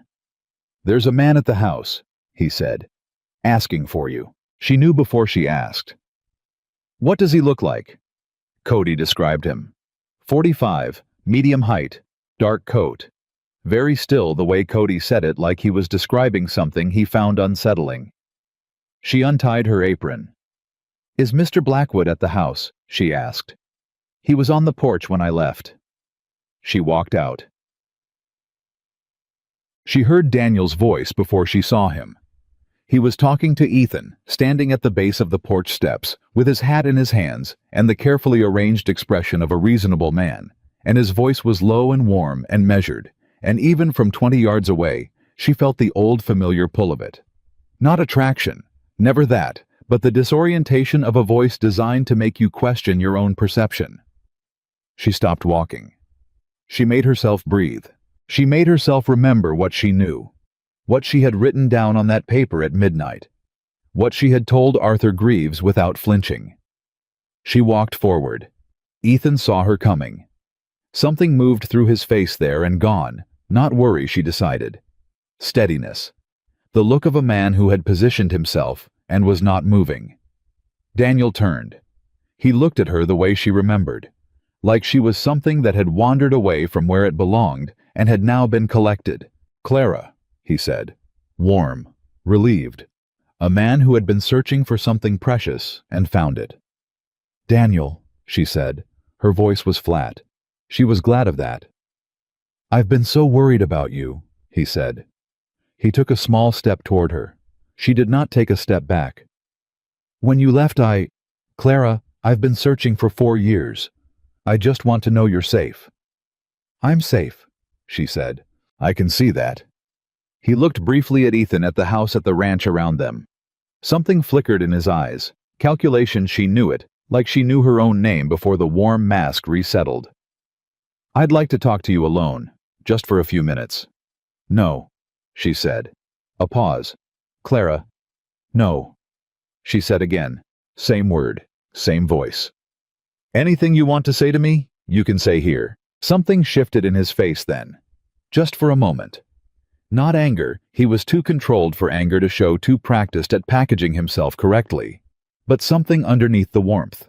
The thing she had learned to see in the months she'd lived in his house. The thing that had told her she needed to leave. "That's not very reasonable," he said. "I'm not interested in your definition of reasonable," she said. He looked at Ethan again, longer this time. "I don't know what you've told this man about me," he said still to Clara, still in the warm voice. "But I want you to know, I'm not here to cause trouble. I'm here because you're my responsibility, and I care about what happens to you." "She's not your responsibility," Ethan said. Daniel looked at him directly for the first time. It was the kind of look a man used when he was deciding whether another man was an obstacle or an inconvenience. "I don't believe I was speaking to you," he said politely. "You're standing on my land," Ethan said. "You came through my gate. That makes you my business." He came down one step of the porch. "And the woman you're speaking to is my employee, which means her well-being is my responsibility, not yours." Daniel smiled. The smile was patient and polite and didn't reach his eyes. "I understand you think you're doing the right thing," he said to Ethan. "She's a very convincing woman. But there are legal arrangements that predate her arrival here, and those arrangements—" "Arthur Greaves has read your legal arrangements," Ethan said. "He has some thoughts about them that you might want to hear before you continue this conversation." For the first time, something real passed through Daniel Whitmore's face. Not fear, something adjacent to it. The recognition of a man who had expected a simpler obstacle. "Greaves," he said. "Denver," Ethan said. "He's been here since Thursday." Daniel looked at Clara, and she looked back at him, and she did the thing she had not been able to do for 4 years. The thing she had not been able to do in 8 months in his house. The thing that had seemed impossible for so long. She had stopped believing she was capable of it. She held his eyes and did not look away first. "There's nothing for you here," she said. "I left. I'm not coming back. Whatever arrangement my father made, I wasn't property then, and I'm not property now, and you can spend as much money as you like trying to change that, but it won't change." A long silence. "You've changed," he said. "Yes," she said. "I have." He held her gaze for another moment. Then he put his hat back on slowly, the deliberate movement of a man deciding to leave on his own terms. "This isn't over, Clara," he said. "Yes, it is," she said. He turned his horse and rode back through the gate. Clara stood in the yard and watched him go, and did not move until the sound of the hooves had faded completely down the road. Then she turned around, and Ethan was right behind her, close enough that she hadn't heard him come down the rest of the porch steps, and she stopped. He looked at her. "You all right?" he said. "Yes," she said. It wasn't entirely true. Her hands were shaking. She could feel them shaking, and something in her chest was doing something loud and unsteady. But she was upright, and she had said what she needed to say, and she had not looked away, and that felt like yes enough. "Clara." She looked up at him. "You did that," he said. "Not me, not Greaves." He held her gaze. "You." She breathed in. "I know," she said. But Daniel Whitmore had not come to the ranch just to talk. They found that out 2 days later when Cody came back from the feed store in town and pulled Ethan aside before supper with a look on his face that said the news was bad and he was trying to decide how bad. Clara was in the kitchen. She heard the low voices. She came to the doorway. "Tell me," Ethan said to Cody. Cody looked at Clara, then back at Ethan. "He filed something," he said. "Whitmore, with the county clerk's office, yesterday morning before we were up." He pulled a folded paper from his pocket. "Ed Carver's brother is a clerk there. He told Billy Foss, who told Roy, who sent me to find you." Ethan took the paper. Clara crossed the room and stood at his shoulder and read it with him. It was a property claim. Daniel Whitmore had filed a legal claim against Blackwood Ranch, alleging that Clara Beaumont, her real name used correctly and deliberately, had entered the employ of Ethan Blackwood under false pretenses that she had stolen personal property from the Whitmore household prior to her departure, that said property included items of significant value, and that he was claiming right of recovery not only of the property, but of a financial bond that he alleged existed between her father's estate and his own, a bond that he was now attaching to Blackwood Ranch as the entity harboring the individual in question. It was detailed. It was precise. It was the work of a lawyer, not a man acting alone. He had come to the ranch not to reason with her. He had come to look at the property, to see what he could touch. Ethan set the paper down very carefully on the kitchen table. Clara looked at it. "He planned this," she said. "Before he ever rode out here. He came here to see the ranch, and then he filed this." "Yes," Ethan said. "He's not trying to get me back," she said, understanding moving through her like cold water. "He doesn't care about me. He never did. He's trying to cost you enough that you'll make me leave." Ethan picked up the paper again. His face was entirely unnervingly calm. "Thomas," he called. Thomas appeared in the doorway. "Send a rider to Arthur Greaves tonight," Ethan said. "Tell him what's been filed. Tell him I want him at the county clerk's office when it opens tomorrow morning." "Done," Thomas said. "And Thomas," Ethan's voice didn't change, "send word to Helen Graves. Tell her what's happened.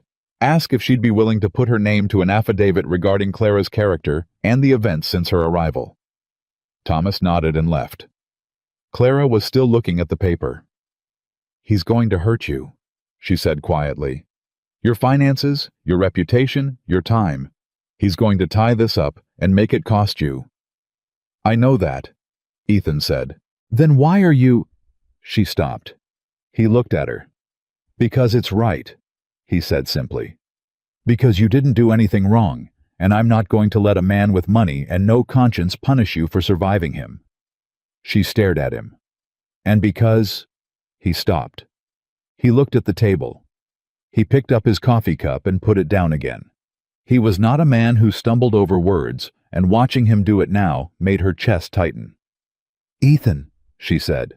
"Because this ranch is different since you came," he said. "Everything here is different. The food and the garden and the way the men talk to each other and the way I—" He stopped again. "I wake up in the morning and it doesn't feel like nothing anymore." He set it to the table. Then he made himself look at her. "That matters to me. You matter to me. And I'm not going to hand you over to a man who will take everything you've built back into yourself and reduce it to nothing again." The kitchen was very quiet. Clara felt something in her chest break open the way ice broke in spring, not shattering, but releasing. The slow, irreversible movement of something that had been frozen, beginning to thaw. "You can't say something like that, and then just drink coffee," she said. Something moved in his face. "I'm not drinking coffee." "You're holding the cup." He set it down. He looked at her, and she looked at him, and neither of them moved, and the whole weight of 8 weeks and 31 miles and 4 years, and everything she had survived, and everything he had held on to through 5 years of nothing pressed down around both of them. She took one step toward him. He closed the rest of the distance. His good arm came around her, and she pressed her face against his shoulder, and the shaking she'd been holding in since Tuesday, since before Tuesday, since the gate, since the letter, since Roy came back from town and said the name Whitmore, with that look on his face, all of it came loose at once. She didn't cry. She just shook, and he stood there and held her like he intended to be standing there for a long time, and she let him, and that was the most frightening and most necessary thing she had done in 4 years. He said nothing. He didn't try to fix it, or minimize it, or narrate it. He just stood there in the kitchen with his broken arm held careful, and his good arm around her shoulders, and let her shake. After a while she pulled back. She looked at his shirt. She smoothed the front of it, which was a ridiculous thing to do, and she knew it. "Arthur Greaves is going to need to work harder than he thought," she said. "Arthur Greaves likes a challenge," Ethan said. She looked up at him. He was looking at her the way he'd been looking at her for weeks, the thing she had been deliberately not naming. Only now there was no distance in it. "Clara," he said. Her real name. The one she'd been afraid to use. The one he'd said once to himself in the kitchen that first day, quietly, like placing something in a safe location. "I know," she said. "I need to say it properly." "I know," she said again, "but not tonight." She stepped back, not away, just to where she could breathe. "Tonight we need to figure out what Whitmore has done to your property claim and how Greaves is going to fight it." He looked at her for a long moment. "You're a practical woman," he said. "Yes," she said. "I am."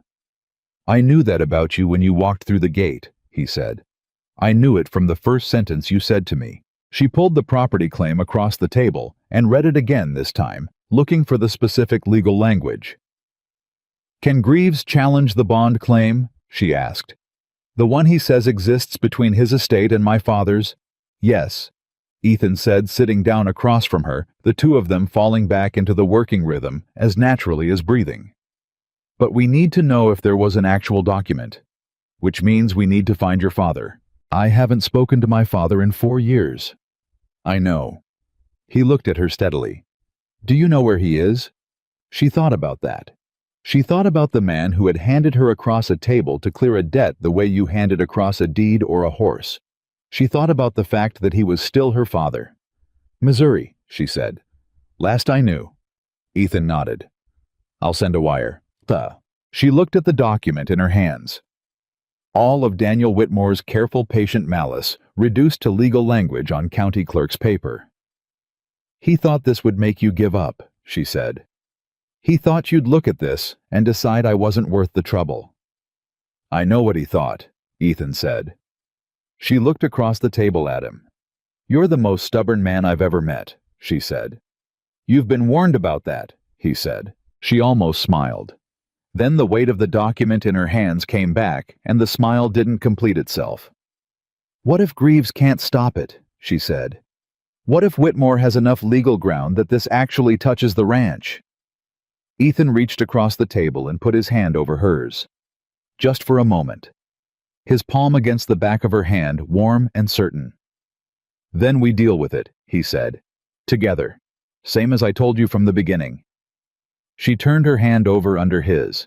Outside, the summer dark had come down full, and the stars were out over the Colorado mountains, and somewhere up on the North Ridge, a coyote called once and went quiet.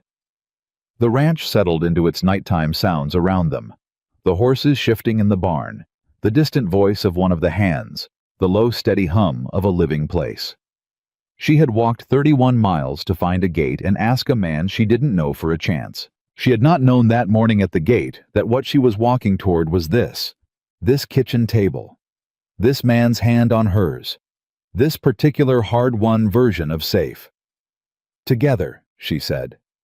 And she meant it the way she meant everything now fully with her whole self, having learned the hard way what it cost to mean something less. Arthur Greaves was at the county clerk's office when it opened at 8 the next morning. Clara knew because Thomas told her, and Thomas knew because he had ridden into town himself at 7:30 to make sure Greaves had everything he needed. She was at the stove when Thomas came back through the door, and she looked at his face before she asked anything, because she had learned that Thomas Hale's face was the most reliable instrument on the ranch for measuring how bad things actually were. His face said bad, but not as bad as it could be.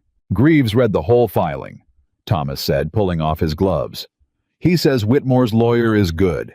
Not Denver good, but good enough to have made the claim technically sound on its face." "On its face," Ethan said. He was at the table. He hadn't slept much. Clara could tell because the lines around his eyes were deeper than usual, and he was on his 3rd cup of coffee. "On its face," Thomas repeated. "Greaves says the bond claim is the real problem. If there's a legal document between Whitmore and Clara's father, and if that document can be read as attaching to her person as a transferable debt instrument." He stopped, looked at Clara. "Greaves used a lot of legal language. That's the plain version." "Can he challenge it?" Clara asked. "He already filed a response this morning, 3 pages. He told me to tell you he's seen worse and won worse." Thomas set his gloves on the counter. "But he needs the document, or proof that no document exists. And he needs it fast because Whitmore's lawyer is going to push for a hearing within the week." "A week?" Clara looked at Ethan. "The wire to Missouri," she said. "Sent last night," he said. "We wait." Waiting was the hardest thing she had ever been asked to do, and she had been asked to do a great many hard things. She kept working. That was the only thing she knew how to do when the ground shifted. Keep her hands busy, keep the rhythm, keep the people around her fed and functional. She cooked 3 meals a day, with the focus of a woman who understood that useful things were the only things standing between her and the particular terror of helplessness. The hands felt it. She could tell not that they were afraid, but that they were present in a different way. Roy found extra work to do near the house. Cody appeared in the kitchen doorway 4 times a day, with small offers of help he'd never have thought to make 3 weeks ago. Even Dan, the quietest of the hands, started leaving firewood stacked by the cookhouse door without being asked. They were circling her. Not out of pity, out of something that felt in its rough and unsentimental way like loyalty. On the second day of waiting, Helen Graves came back. She didn't send word ahead. She came through the gate with the same brisk purpose as the first time, and found Clara in the garden and sat herself down on the low stone wall without being invited, which Clara had come to understand was simply how Helen Graves operated in the world. "I heard about the filing," Helen said. "News travels fast. In this county it travels faster than fast." Helen looked at the garden at the plants Clara had brought back from nothing. "I've already spoken to Arthur Greaves. I told him I'll put my name to anything he needs." Clara looked at her. "Helen, don't," Helen said, not unkindly. "I'm not doing it for you. I'm doing it because Daniel Whitmore is exactly the kind of man I've spent my entire adult life watching operate, and I am extremely tired of watching men like that win." A pause. "All right," Clara said. "Also," Helen said, "I'm doing it for you." She smoothed her skirt over her knee. "Don't argue with me. I'm 62 years old, and I've earned the right to contradict myself." Clara sat down on the wall beside her. "Do you think Greaves can stop it?" she asked. Helen was quiet for a moment. Not the quiet of someone avoiding the question. The quiet of someone giving it its proper weight. "I think Greaves is very good," she said. "And I think Ethan Blackwood is one of the most stubborn human beings God ever put on this earth, which in this particular situation is an asset." She paused. "And I think you are not the same woman who walked through that gate 2 months ago, and that matters too." Clara thought about that. "I don't feel that different," she said. "That's because you're inside it," Helen said. "From out here, the difference is obvious." She looked at Clara directly. "When I came the first time, you were still braced, still waiting for something to knock you down. Now you're standing like someone who's decided to stop waiting for the blow and start thinking about what comes after." Clara turned that over. "Is that what I look like?" she said. "That's what you look like," Helen said. The wire from Missouri came on the 3rd day. Thomas brought it from town in the early afternoon, and she was in the kitchen when he came in and set it on the table without a word. She looked at the envelope. Her name, her real name, Clara Beaumont, written in the neat hand of the telegraph office clerk. Ethan came in from the yard. He looked at the envelope. He looked at her. "You want privacy," he said. "No," she said. "Stay." She opened it. Her father's handwriting. She recognized it immediately. Angular and cramped, and slightly tilted to the left. The same hand that had signed the report cards she'd brought home from school. The same hand that had written her mother's name in the family Bible. The wire was short. Telegraph brevity, every word chosen for cost. "Received your message. Stop. Know what you are asking. Stop. No document exists. Stop. Your arrangement was verbal. Only. Stop. Whitmore has no legal paper. Stop. I am sorry. Clara. Stop. Truly sorry. Stop. If you need me to say so to a judge, I will come. Stop. Just ask. Stop your father." She read it twice. She set it down on the table. Her hands were steady, which surprised her. "No document," Ethan said, reading over her shoulder. "Verbal only," she said, "which means Whitmore filed that bond claim knowing there was no paper behind it. He invented the document." Ethan was quiet for a moment. Then, "He gambled that you didn't know, that you'd never contact your father, that the threat of a legal document would be enough to make this too costly to fight." "He almost won that bet," she said. "Almost," Ethan said. She picked up the wire again. Read the last part again. "I am sorry, Clara. Truly sorry. If you need me to say so to a judge, I will come. 4 years. 4 years of silence and distance and the low-grade grief of a daughter who had been handed across a table like a debt receipt. And now 6 lines on telegraph paper. It was not enough. She was clear about that inside herself. It was nowhere near enough. But it was something, and right now it was exactly what she needed. I need Greaves to have this today, she said. I'll write it in myself, Ethan said. He had the wire in his hand and his hat off the hook before she could respond. Your arm is better than it was. He put his hat on. I'll be back before dark. She looked at him. Ethan, she said. He paused at the door. Thank you, she said. For the wire, for staying, for all of it. He looked at her for just a moment, that look the one she had stopped pretending not to recognize. Don't thank me, he said. Just have supper ready. And he was gone.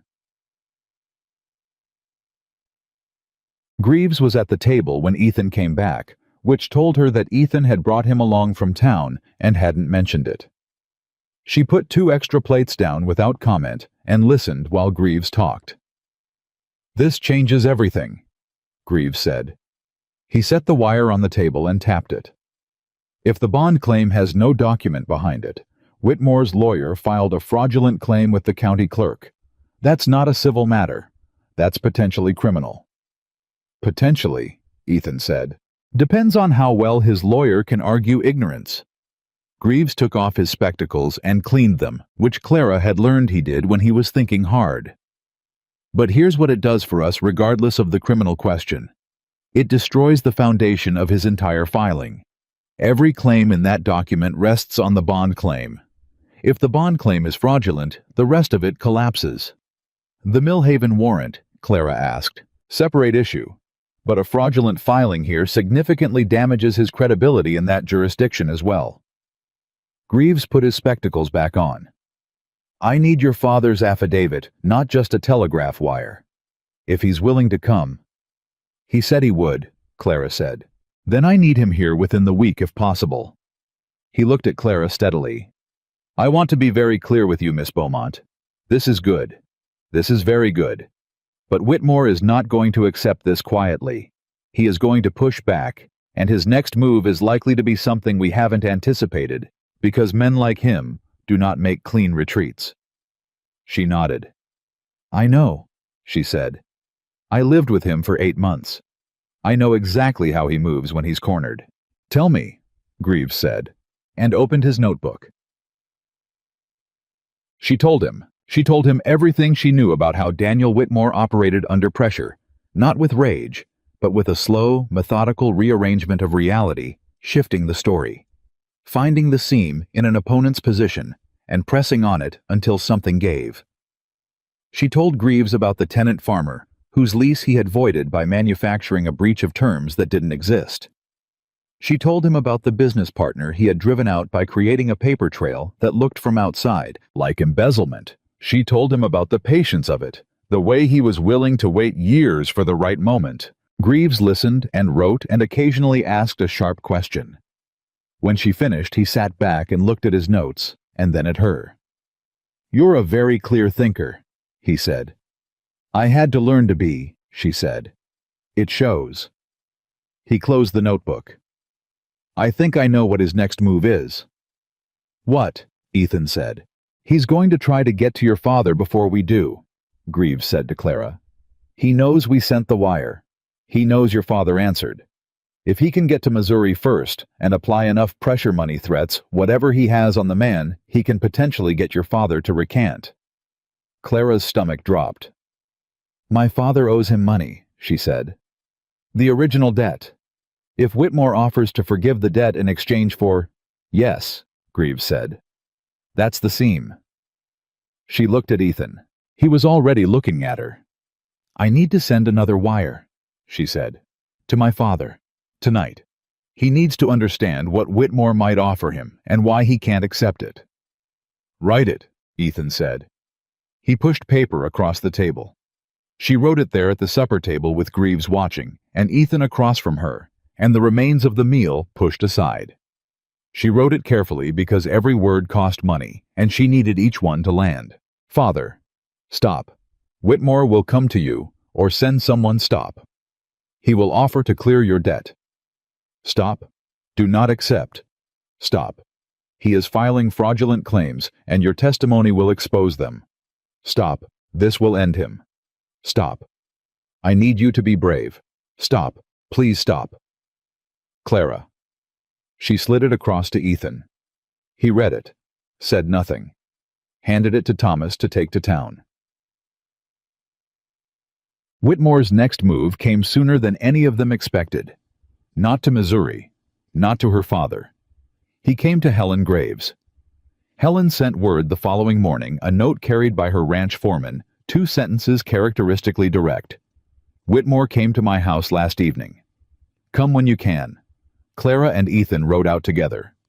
His arm was out of the full splint, now more functional, though she still watched how he held it.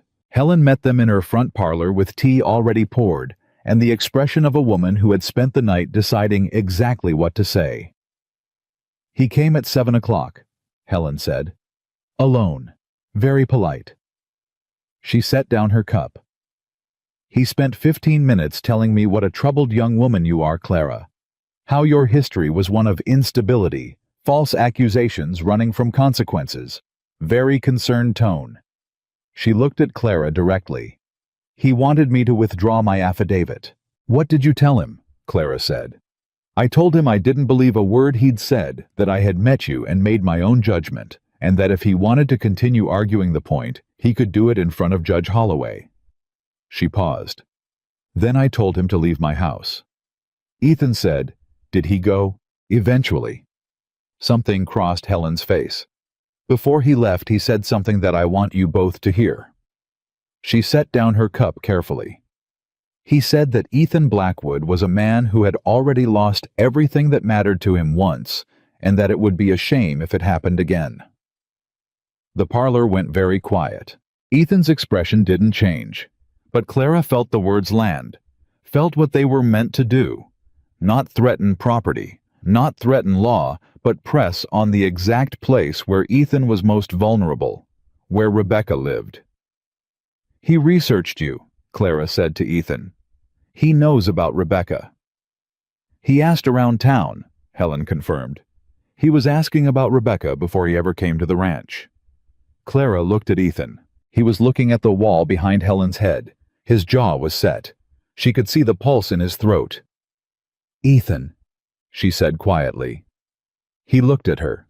She held his gaze and put everything she had into it, everything she knew about him, and everything she felt, and everything she had decided in the kitchen the night he told her this ranch was different with her in it. He breathed out. He's trying to make me react, Ethan said. Yes, she said. Don't. He looked at her for another moment. Right, he said. He turned to Helen. Thank you for sending word, and thank you for what you said to him. Don't thank me, Helen said. Just win. The hearing was set for Friday. Greaves worked through Wednesday and Thursday without stopping. Clara could hear him through the walls of the guest room in the evenings, the scratch of his pen, the occasional murmur of him reading something aloud to test how it sounded. She brought him food he barely touched, and coffee he drank mechanically, and didn't say anything about the rest, because she understood what it looked like when a person was in the full current of work that mattered. On Thursday evening, Ethan knocked on the guest room door. Greaves opened it. How are we standing? Ethan said. Better than I expected, Greaves said. He stepped back and let them both in, and spread his papers on the bed, because there was no desk. The telegraph wire from your father arrives Friday morning at 9. The hearing is at 10. If it's delayed, we're working without it, which is manageable, but not ideal. He pointed to a stack of papers. Helen Graves's affidavit, my challenge to the bond claim with the supporting argument, a letter from Judge Holloway confirming his refusal to honor the Millhaven warrant. And he picked up a separate sheet. A letter I sent to the Territorial Commissioner's office in Denver 2 days ago, informing them that a fraudulent property claim may have been filed in this county against a documented landowner. You went to Denver, Ethan said. I wrote to Denver, Greaves said. There's a difference. But the Territorial Commissioner's office does not like fraudulent filings. It makes the territory look bad to the federal government, and they are currently in discussions about statehood. I made that point clearly. He looked over his spectacles. It means there are eyes on this hearing that go beyond Judge Holloway. Clara stared at him. You built a case in 4 days, she said. I built a case in 4 days, he agreed. You gave me the raw material. Your account, the wire, Helen Graves and Ethan's records of your employment and character. I just arranged it. He sat down on the edge of the bed. There's one more thing. I found through a contact in Millhaven that Charles Hargrove is not the first person to make an accusation against a female employee. There was another woman 2 years before you. Her name was Mary Sutton. She left town rather than fight it, same as you tried to do. He paused. She's in Denver now. I sent a wire. She's willing to make a statement. The room went very still. Clara put her hand on the doorframe. She'll testify, she said. In writing, Greaves said. That's enough for what we need. He looked at Clara with the direct, unsentimental gaze she had come to deeply appreciate. You were not there first, Miss Beaumont, and the fact that you're willing to stand and fight means you might be there last. She could not speak for a moment. Ethan's hand found the small of her back, just briefly, just there, and then gone, but she felt it. Friday, he said to Greaves. Friday, Greaves confirmed. Get some sleep, both of you. She could not sleep. She lay in her room and listened to the ranch settle into the deep quiet of after midnight, and thought about Friday and her father and Mary Sutton in Denver and the $14 she had left with 4 years ago and the 31 miles of road. She thought about Ethan telling her this ranch was different since she came. She thought about his hand on hers across the kitchen table. She thought about what Helen had said. You're standing like someone who's decided to stop waiting for the blow and start thinking about what comes after. At 2 a.m, she got up and went to the kitchen and put the kettle on. She heard the step in the hallway. He appeared in the doorway in his shirt and suspenders, with his hair pushed back and his eyes carrying the same weight hers probably did. You can't sleep either, she said. No. He pulled out a chair. She made 2 cups and brought them to the table and sat across from him. Same as always, same positions, same kitchen, and yet nothing about it felt the same as it had 2 months ago. Are you scared? He said. She thought about lying. Yes, she said. You? Yes, he said. Simple and direct, the way he was everything. But not about the hearing. She looked at him. I'm scared about what comes after, he said. Win or lose, tomorrow it ends. The Whitmore problem, the warrant, all of it. It ends one way or another in that courtroom. And then... He turned his cup in his hands. I've been so focused on the fight that I haven't let myself think past it. What are you thinking about it now? She said. He looked at her across the table. The kitchen was dark except for the lamp between them, and in that light his face was very plain and very honest. I'd like you to stay, he said. Not as an employee, as... He stopped, tried again. Clara, you know what I'm trying to say. Say it anyway, she said. He held her gaze. I want you to stay because this is your home now too. Because the garden is yours and the kitchen is yours, and the people on this ranch are yours and I am... A pause. The longest she had ever waited through. I am yours if you want me. The kettle was quiet. The lamp held steady. She reached across the table and put her hand over his. I walked 31 miles to get here, she said. I'm not going anywhere. Something broke open in his face. Not dramatically, he was not a dramatic man, but the careful control of it eased in a way she hadn't seen before. He turned his hand over under hers and held on. They sat like that for a long time. Friday morning came fast and clear. The telegraph office opened at 8 and the wire from her father was waiting. Thomas picked it up and wrote it back and handed it to Greaves in the yard, and Greaves read it standing in the morning sun, and looked up with the expression of a man who had just been handed the last piece he needed. "Will not deal with Whitmore. Stop debt be damned, stop. I will say what is true. Stop, your mother would be proud. Stop. Love your father." Clara read it in the yard. Her father would not be there in person, but his words would be. Her mother would be proud. She folded the wire, put it in her pocket. "All right," she said. The county courthouse was a wooden building with 2 ceiling fans that did not adequately address the summer heat and 12 chairs in the gallery that were fully occupied by the time the hearing started. Clara sat at the table beside Greaves. Ethan sat directly behind her, close enough that she could feel his presence. Daniel Whitmore sat at the opposite table with his Denver lawyer, a broad man named Cosgrove, who had arrived on the Wednesday stage and had spent the intervening days in quiet, expensive preparation. He sat with the practiced stillness of someone who was used to winning. Whitmore looked at Clara once when she came in. She looked back at him. She did not look away. Judge Holloway came in at 10, exactly a thin man with white hair and the economy of movement that came from decades on the bench, and called the room to order with a single stroke of his gavel. Cosgrove went first. He was good. Greaves had been right about that. He laid out the bond claim with precision, citing the alleged verbal arrangement between Robert Beaumont and Daniel Whitmore as the foundation of a transferable obligation, arguing that Clara's residence at Blackwood Ranch constituted an ongoing breach of that obligation, that the ranch had benefited from her labor during the breach, and that therefore Blackwood Ranch had a liability to his client. He spoke for 20 minutes. Clara listened to every word and kept her hands flat on the table. Then Greaves stood up.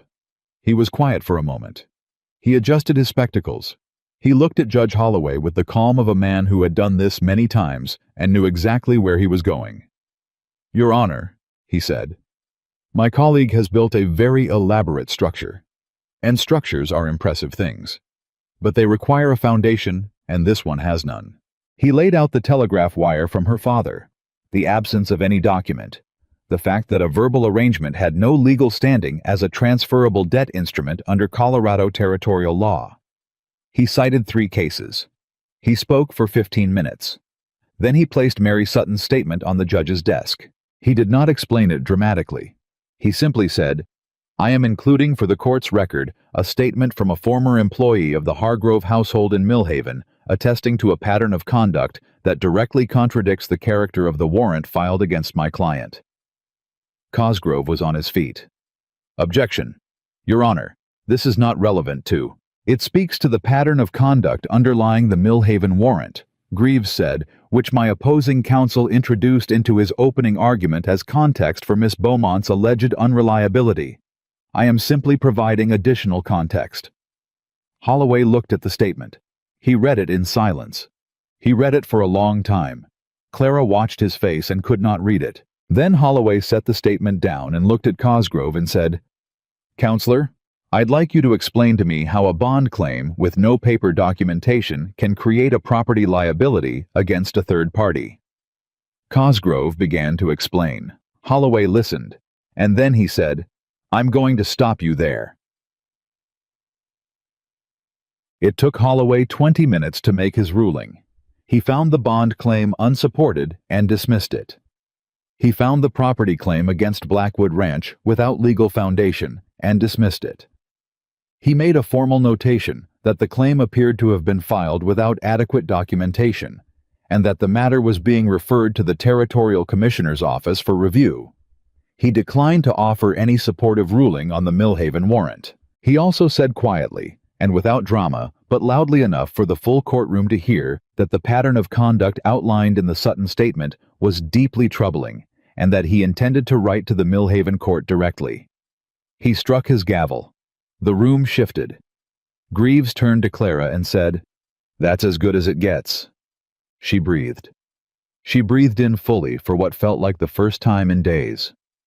She turned in her chair. Ethan was looking at her, and the expression on his face was the one she had been learning to read for 2 months, and she finally fully understood what it meant. Roy Decker, in the second row of chairs, said, "Well," in the satisfied tone of a man who had expected this outcome and was glad to be right. Cody was grinning so wide it looked like it hurt. Whitmore had not moved. His lawyer was speaking to him in a low, fast voice. He sat very still the way controlled men sat when something they had built very carefully had just collapsed. He looked at Clara once more. She did not perform anything for him. She did not look triumphant or relieved or vindicated, though she felt all of those things. She just looked at him the way she had looked at him in the yard of the ranch, as someone who was finished with him. He looked away first. She stood up. Greaves was shaking Ethan's hand. Helen Graves, who had appeared in the gallery at 9:55 without announcement, came forward and took Clara's hand in both of hers and squeezed it once hard without saying a word. Clara squeezed back. On the ride home, she and Ethan rode side by side on the road back toward the mountains. The summer sun was high, and the air smelled of dry grass and pine, and the road ahead was clear and long. Greaves says there may still be proceedings, she said. The Millhaven warrant, the commissioner's review. There may be, he said. It's not fully over. No, he said, not fully. He looked at the road ahead. But the worst of it is, she thought about that, about what was behind her now and what was ahead. Ethan, she said. He looked at her. Last night, she said. What you said. I want you to know I meant what I said back. He held her gaze. I know, he said. I just wanted to say it in daylight, she said. Where I can see you properly. Something warm moved through his face. And nothing changes, she said. I'm still not going anywhere. He looked at her for a long moment. The road stretched ahead. The mountains stood behind the ranch in the distance, dark and permanent and vast. There's something else I want to say, he said. In daylight, where you can see me properly. She waited. I haven't asked a woman a question like this in a very long time, he said. I'm not going to pretend I'm good at it. He met her eyes directly the way he did everything, without theater, without evasion. But I'd like to marry you, Clara Beaumont, if that's something you could want. The road was quiet. A hawk turned overhead. The summer heat pressed down gold and warm around both of them. She looked at this man who had opened a gate and told her she could stay and stood between her and everything that came next without ever once making her feel small. That's something I could want, she said. He reached across the space between their horses and held out his hand. She took it. They rode the rest of the way home, like that hand in hand on the summer road, the mountains ahead of them and everything else behind. The news traveled faster than either of them intended. By the time they rode through the gate of Blackwood Ranch that Friday afternoon, Cody had already told Roy. Roy had told Thomas, and Thomas had told Margaret, and Margaret Hale was standing in the yard with her hands clasped and an expression on her face that she was making no effort whatsoever to conceal. Clara swung down from the saddle, and Margaret was in front of her before her boots hit the ground. Is it true? Margaret said. Clara looked at Ethan. He was dismounting with the careful management of his healing arm, his face carrying the particular neutral expression of a man who had said what he meant and was comfortable letting the consequences arrange themselves. It's true, Clara said.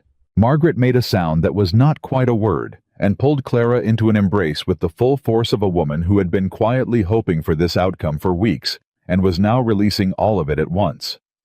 Clara laughed, surprise genuine, the kind of laugh that came from somewhere below thought, and held on.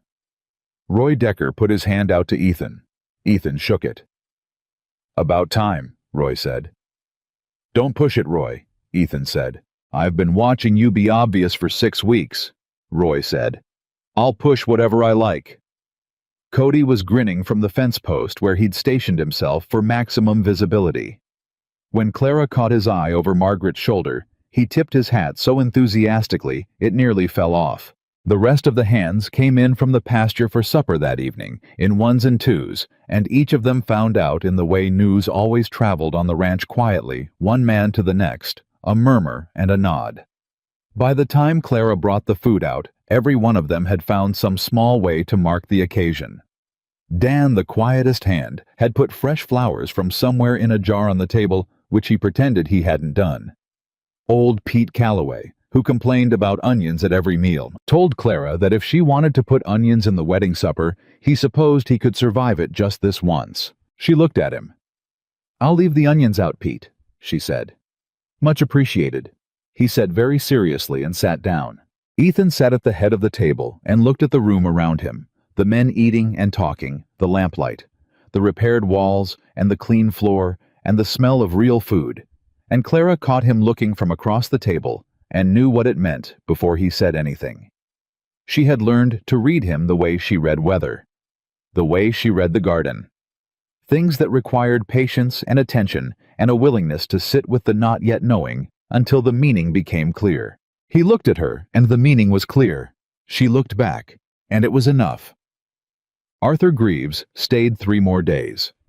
There were still threads to tie off his letter to the Territorial Commissioner's office needed follow-up. The formal dismissal of the property claim needed to be recorded properly. And there was the matter of the Millhaven warrant, which Holloway's letter to the Millhaven court would address, but not immediately resolve. On his last evening, Greaves sat at the kitchen table with the papers he was taking back to Denver spread in front of him, and a cup of Clara's coffee, and the expression of a man who was genuinely satisfied, which she had come to understand was not his default state. "The commissioner's office will send a formal inquiry to Whitmore's lawyer," he told them. "That alone is going to cost Cosgrove's firm more trouble than they want. They'll likely advise Whitmore to drop the remaining threads." "Likely," Ethan said.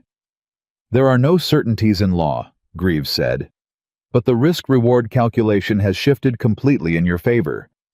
Pursuing this further costs Whitmore money and reputation and risks exposing the fraudulent filing. Dropping it costs him only pride." He paused. "Men like Daniel Whitmore value their pride greatly, but they value their money more." Clara thought about that, about the careful, patient malice of him, about whether pride or money would win. "And the Hargroves," she said. "The Millhaven warrant, Holloway's letter carries weight," Greaves said, "and Mary Sutton's statement is now part of the court record here. If the Hargroves want to continue pushing the warrant, they're going to have to do it knowing that a judge in another county has already questioned the pattern." He looked at her. "They may still try. I won't promise you they won't. But the ground under them is considerably less solid than it was 3 weeks ago." She nodded. "There's one more thing," Greaves said. He looked at Ethan. "The Mary Sutton situation. She's in Denver, and she's brave enough to have written that statement. But she's also carrying what happened to her alone. I think someone should reach out to her directly. Let her know what the statement accomplished. Let her know she's not alone in it." A pause. "I'll write to her," Clara said. Greaves looked at her. "Good," he said simply. He closed his folder. "Congratulations, by the way, to both of you." He said it the way he said everything, direct and unadorned, and more genuine for it. "Thank you, Arthur," Ethan said. Greaves tucked the folder under his arm and picked up his hat. "Invite me to the wedding," he said. "I'll come if I can manage the train." "You'll manage the train," Ethan said.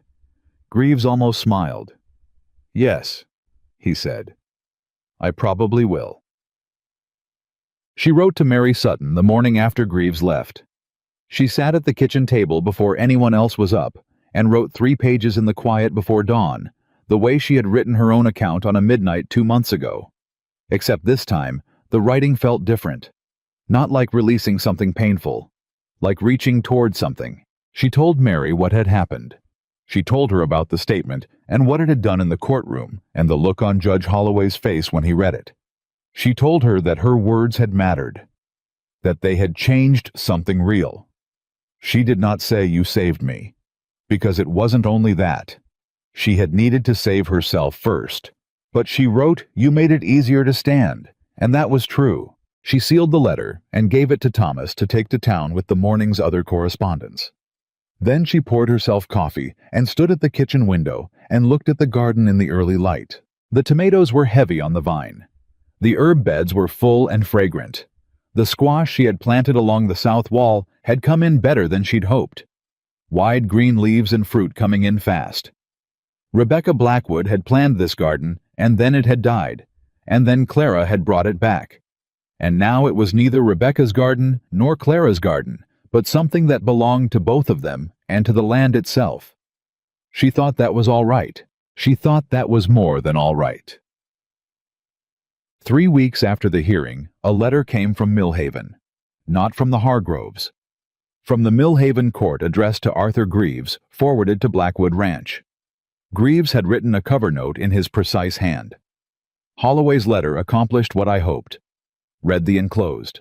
The enclosed was a formal notification that the warrant against one Clara Whitmore, the name she had been known by, the name she was leaving behind, had been suspended, pending review, based on new information received regarding the conduct of the complaining party. Suspended pending review. Not dismissed. Not yet. But suspended. She read it twice. Then she walked out to the barn where Ethan was working with one of the younger horses and stood in the doorway until he noticed her. He came to her, read the letter she held out. He handed it back. "Pending review," he said. "It's not over," she said. "But it's movement," he said. "Yes." He looked at her. "How do you feel?" he said. She thought about it honestly, the way she was trying to do everything now, with her full self, without the protective distance she had maintained for 4 years. "Like I can breathe," she said, properly, for the first time in a long time.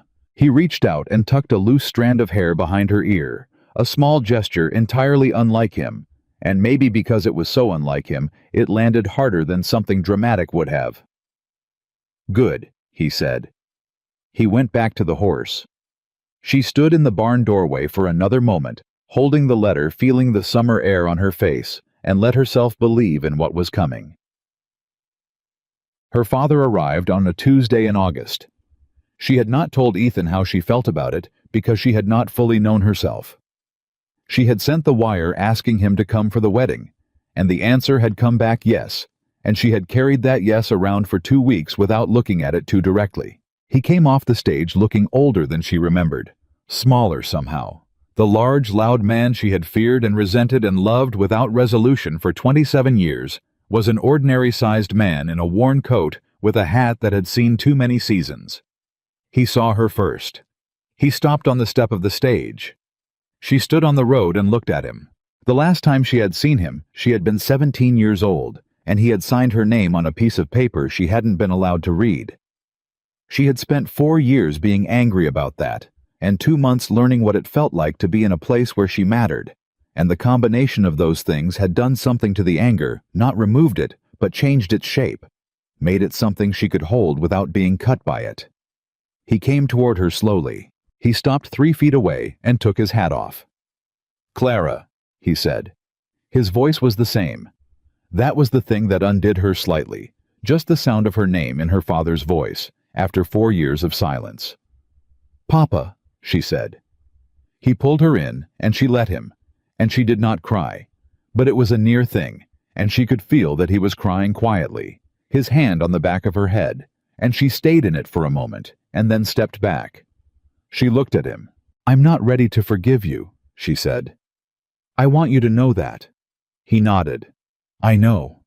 But you came when I needed you," she said. "And you told the truth when it would have been easy not to." She held his gaze. "That matters." "It's the least I could do," he said. "Clara, it is." He stopped. His voice was unsteady. "It is the very least." "I know," she said, "but it was something." She looked at him for a moment longer. "Come and meet Ethan." She took her father to the ranch and introduced them in the yard, and watched her father's face as he looked at the man her daughter was marrying, and watched Ethan's face as he looked at the man who had handed his daughter across a table like a debt, and understood that both of them were choosing something in that moment. Her father was choosing to be accountable. Ethan was choosing grace. Ethan put his hand out. Her father shook it. "Mr. Beaumont," Ethan said. "Mr. Blackwood," her father said. He looked at the ranch around him, the mountains, the garden visible past the corner of the house. He looked back at Ethan. "She looks well," he said. "She is well," Ethan said. "She's made this place better than it was." Her father looked at her. She looked back at him and didn't say anything because she didn't need to.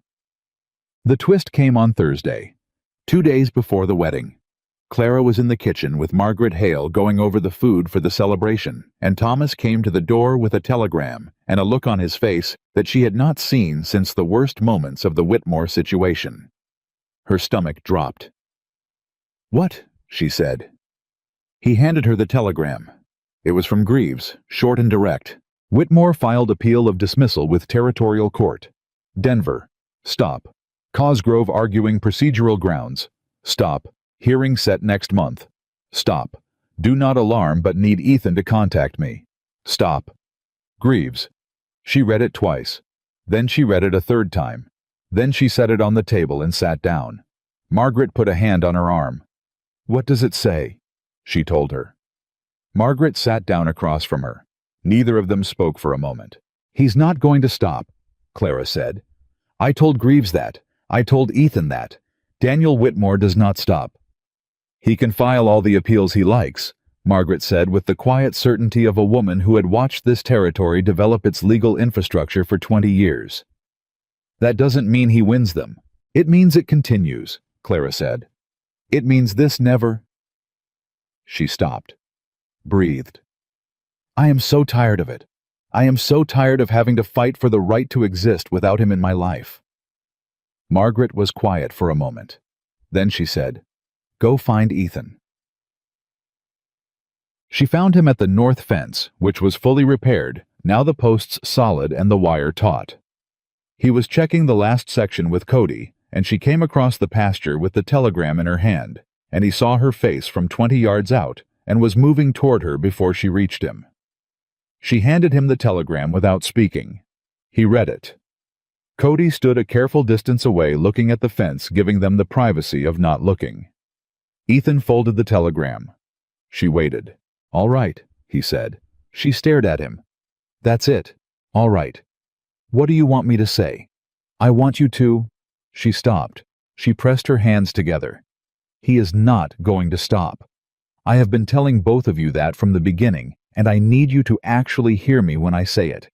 He is going to keep filing. He is going to keep spending money on this. He is going to—" "I hear you," Ethan said, quiet, steady. The same tone he used when the weather turned bad, and the cattle were spooked, and the fence was down, and there were 3 problems that needed solving, and only 2 of him. She stopped. "I hear you," he said again. "He's not going to stop. I believe you. I have believed you every time you've said it." He looked at her directly. "And he can keep filing. He can file every appeal the Territorial Court will hear. He can spend every dollar he has on Cosgrove's firm. And Greaves will answer every filing, and we will fund every response, and he will not win." He paused. "Because the truth is on our side, Clara. And the truth compounds. Every filing he makes creates more record of what he's tried to do and failed to do. Every dismissal makes the next filing weaker." His voice was even and certain, and she felt it land in her chest like an anchor. "He can be relentless. So can I." She looked at him. "You're not scared," she said. "I said I was scared once," he said. "Not of this." She breathed. She thought about what it had cost her to walk 31 miles. She thought about the gate and the question, and the moment she had decided not to fold. She thought about everything she had stood up from in the last 2 months. "I'm going to write to Greaves tonight," she said. "I want to be part of the response, not just as the subject of it. I want to help build it." Something moved in his face. "I was hoping you'd say that." "I know the way Whitmore argues," she said. "I know what he'll push on and what he'll avoid. Greaves should have that." "Then we'll send it together," he said. She nodded. He reached out and took her hand. 2 days, he said. She looked at him. 2 days, she agreed. Neither of them said, "and then whatever comes after." But they both knew that was the rest of the sentence. Whatever comes after together. They were married on a Saturday morning in the last week of August. Helen Graves stood up with Clara. Roy Decker stood up with Ethan, which made Roy straighten his back in a way that suggested he had been secretly hoping for this responsibility for some time. Cody wore a clean shirt for the first time in recent memory and stood in the front row beside Thomas and Margaret and her father, and the rest of the hands filled in the rows behind them. It was not a large ceremony. It was the people who had built this story with them in one way or another, and that was exactly the right number. The preacher from town had come out to the ranch at Clara's request because she wanted to be married, where she had built something not in a building she had visited twice.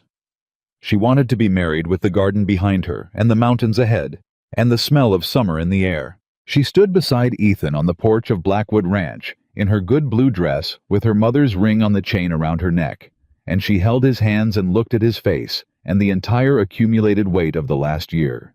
The road, the gate, the kitchen table, the letter, the courtroom, the telegram. Every hard thing and every good thing lived in the moment between them, in the small space between his hands and hers. The preacher said the words. Ethan said his. She said hers. When he kissed her, Cody made an involuntary sound that was halfway between a cheer and a yell, and Roy elbowed him hard enough to nearly knock him over, and her father laughed. She heard it through the general noise. Her father's laugh, the one she had grown up with before everything went wrong, and she thought there are some things that can be recovered. Not everything, but some things. Helen Graves put a handkerchief to her eye, and then looked at it, and put it away, as though it had done something without her permission. Margaret Hale cried without apology. Thomas handed her his handkerchief without being asked which was the most Thomas Hale thing she had ever witnessed. The letter from Mary Sutton came a week after the wedding. It was 3 pages careful, and measured from a woman who had learned to be careful with her words. She thanked Clara for writing. She said she had read about the hearing through Greaves's summary letter, and had felt for the first time that what had happened to her had served some purpose beyond teaching her to be afraid. She said she had decided to write her own account. Not for a court, not yet, but for herself. To make it exist outside her body, the way Clara had described. She said, "I think I might be ready to stop running." Clara read the letter at the kitchen table on a Wednesday morning. She read it once, and then she stood up and went to find Ethan, because she could not hold this alone, and because finding him was what she did now when something mattered. He was in the barn. She read him the last paragraph.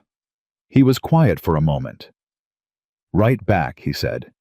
"I'm going to," she said. "Tell her." He stopped, thought. "Tell her this place has a kitchen garden that's got more food in it than we can eat, and we've got a bunkhouse with an empty room this winter." Clara looked at him. "You're offering her a place to stay," she said. "I'm offering her an option," he said. "If she wants it. When she's ready." She stared at him for a moment. This man she had married, this man who had opened a gate for a stranger with bleeding feet and given her a chance when every other door had closed, and she thought, of course he would do this. This is who he is. This is who he has always been. She just hadn't known it yet that first day at the gate. She went back to the kitchen and wrote the letter. The territorial court dismissed Whitmore's appeal in October. Greaves sent word by telegram, the message shorter and more satisfying than any he had sent before. Appeal dismissed with prejudice. Stop Commissioner notes. Pattern of vexatious filing. Stop Cosgrove withdrew from case. This morning. Stop it is over. Stop. Greaves. Clara was in the garden when Thomas brought it out. She read it standing in the dirt with her hands still in her gloves. With prejudice. That meant the court had found the filing itself improper. That meant Whitmore couldn't refile the same claim. That meant the door was closed and locked, and the key had been removed. She read it again. Then she pulled off her gloves and walked to the barn, where Ethan was working same as always. She handed him the telegram without speaking because she didn't trust her voice yet. He read it. He was quiet for a long moment. Then he looked up, and she saw it. The full release of it. The thing he had been holding steady through 4 months of filings and hearings, and late nights, and careful management of his own fury on her behalf, all of it finally put down. "Clara," he said. "I know," she said. He crossed the distance between them, and she walked into his arms, and he held her, and this time she did cry briefly fully without embarrassment, because it was over, and she was allowed to feel how much it had cost and how much it was worth. He held on until she was finished. Then she stepped back and wiped her face and picked up the telegram from where he'd set it on the barrel. "I want to put this in the kitchen book," she said. "Rebecca's book, with the recipes." He looked at her. "She was part of this," Clara said. "This ranch, this garden, this place, she built the foundation of it. I want her to be part of what comes after." He looked at the telegram in her hand. "Second page," he said. "There's a blank page behind the front cover." She nodded. She pressed the telegram flat and took it inside and opened the small, worn book and smoothed the telegram onto the second page beside the neat, formal handwriting of a woman she had never met and felt she knew. Then she closed the book and put it back on its shelf. November came in cold and clear, and the ranch settled into the rhythm of the season's turn, with the particular quiet satisfaction of a place that knew what it was and what it was for. The garden had been put to bed for the winter. The beds turned and covered the last of the harvest stored in the cold cellar, enough squash and preserved tomatoes and dried herbs to carry them well into spring. Cody had pointed this out to anyone who would listen, apparently unable to believe the abundance of it. Roy had told him to stop talking about it and just eat the soup. Mary Sutton arrived on a Thursday in the first week of November. Clara met her at the gate. She was perhaps 30, dark-haired, with the careful, guarded quality of someone who had been hurt enough to build walls and was now standing on the outside of her own walls, wondering if it was safe to come in.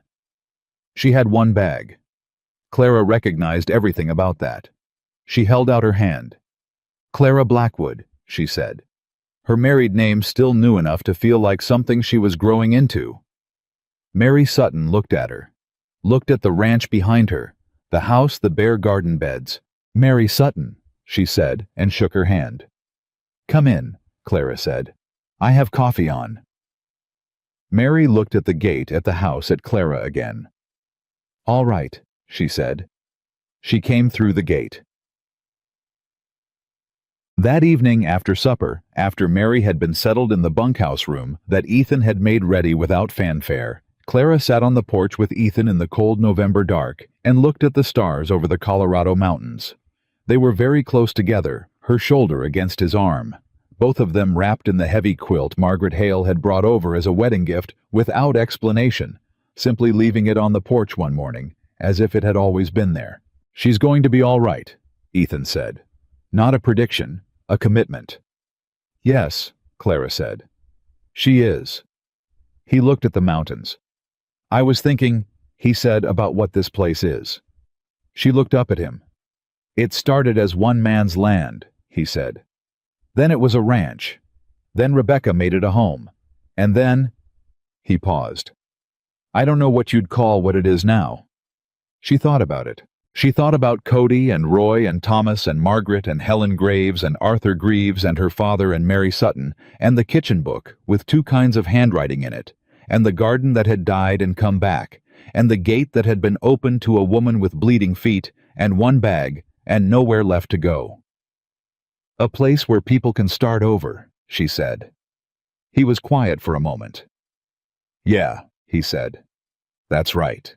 She leaned into him, and he put his arm around her, and they sat in the November dark with the quilt around them, and the stars burning cold and clear overhead, and the ranch settled around them in all its sounds, the horses, the wind in the eaves, the distant voice of one of the hands, the living, breathing pulse of a place that held people in it.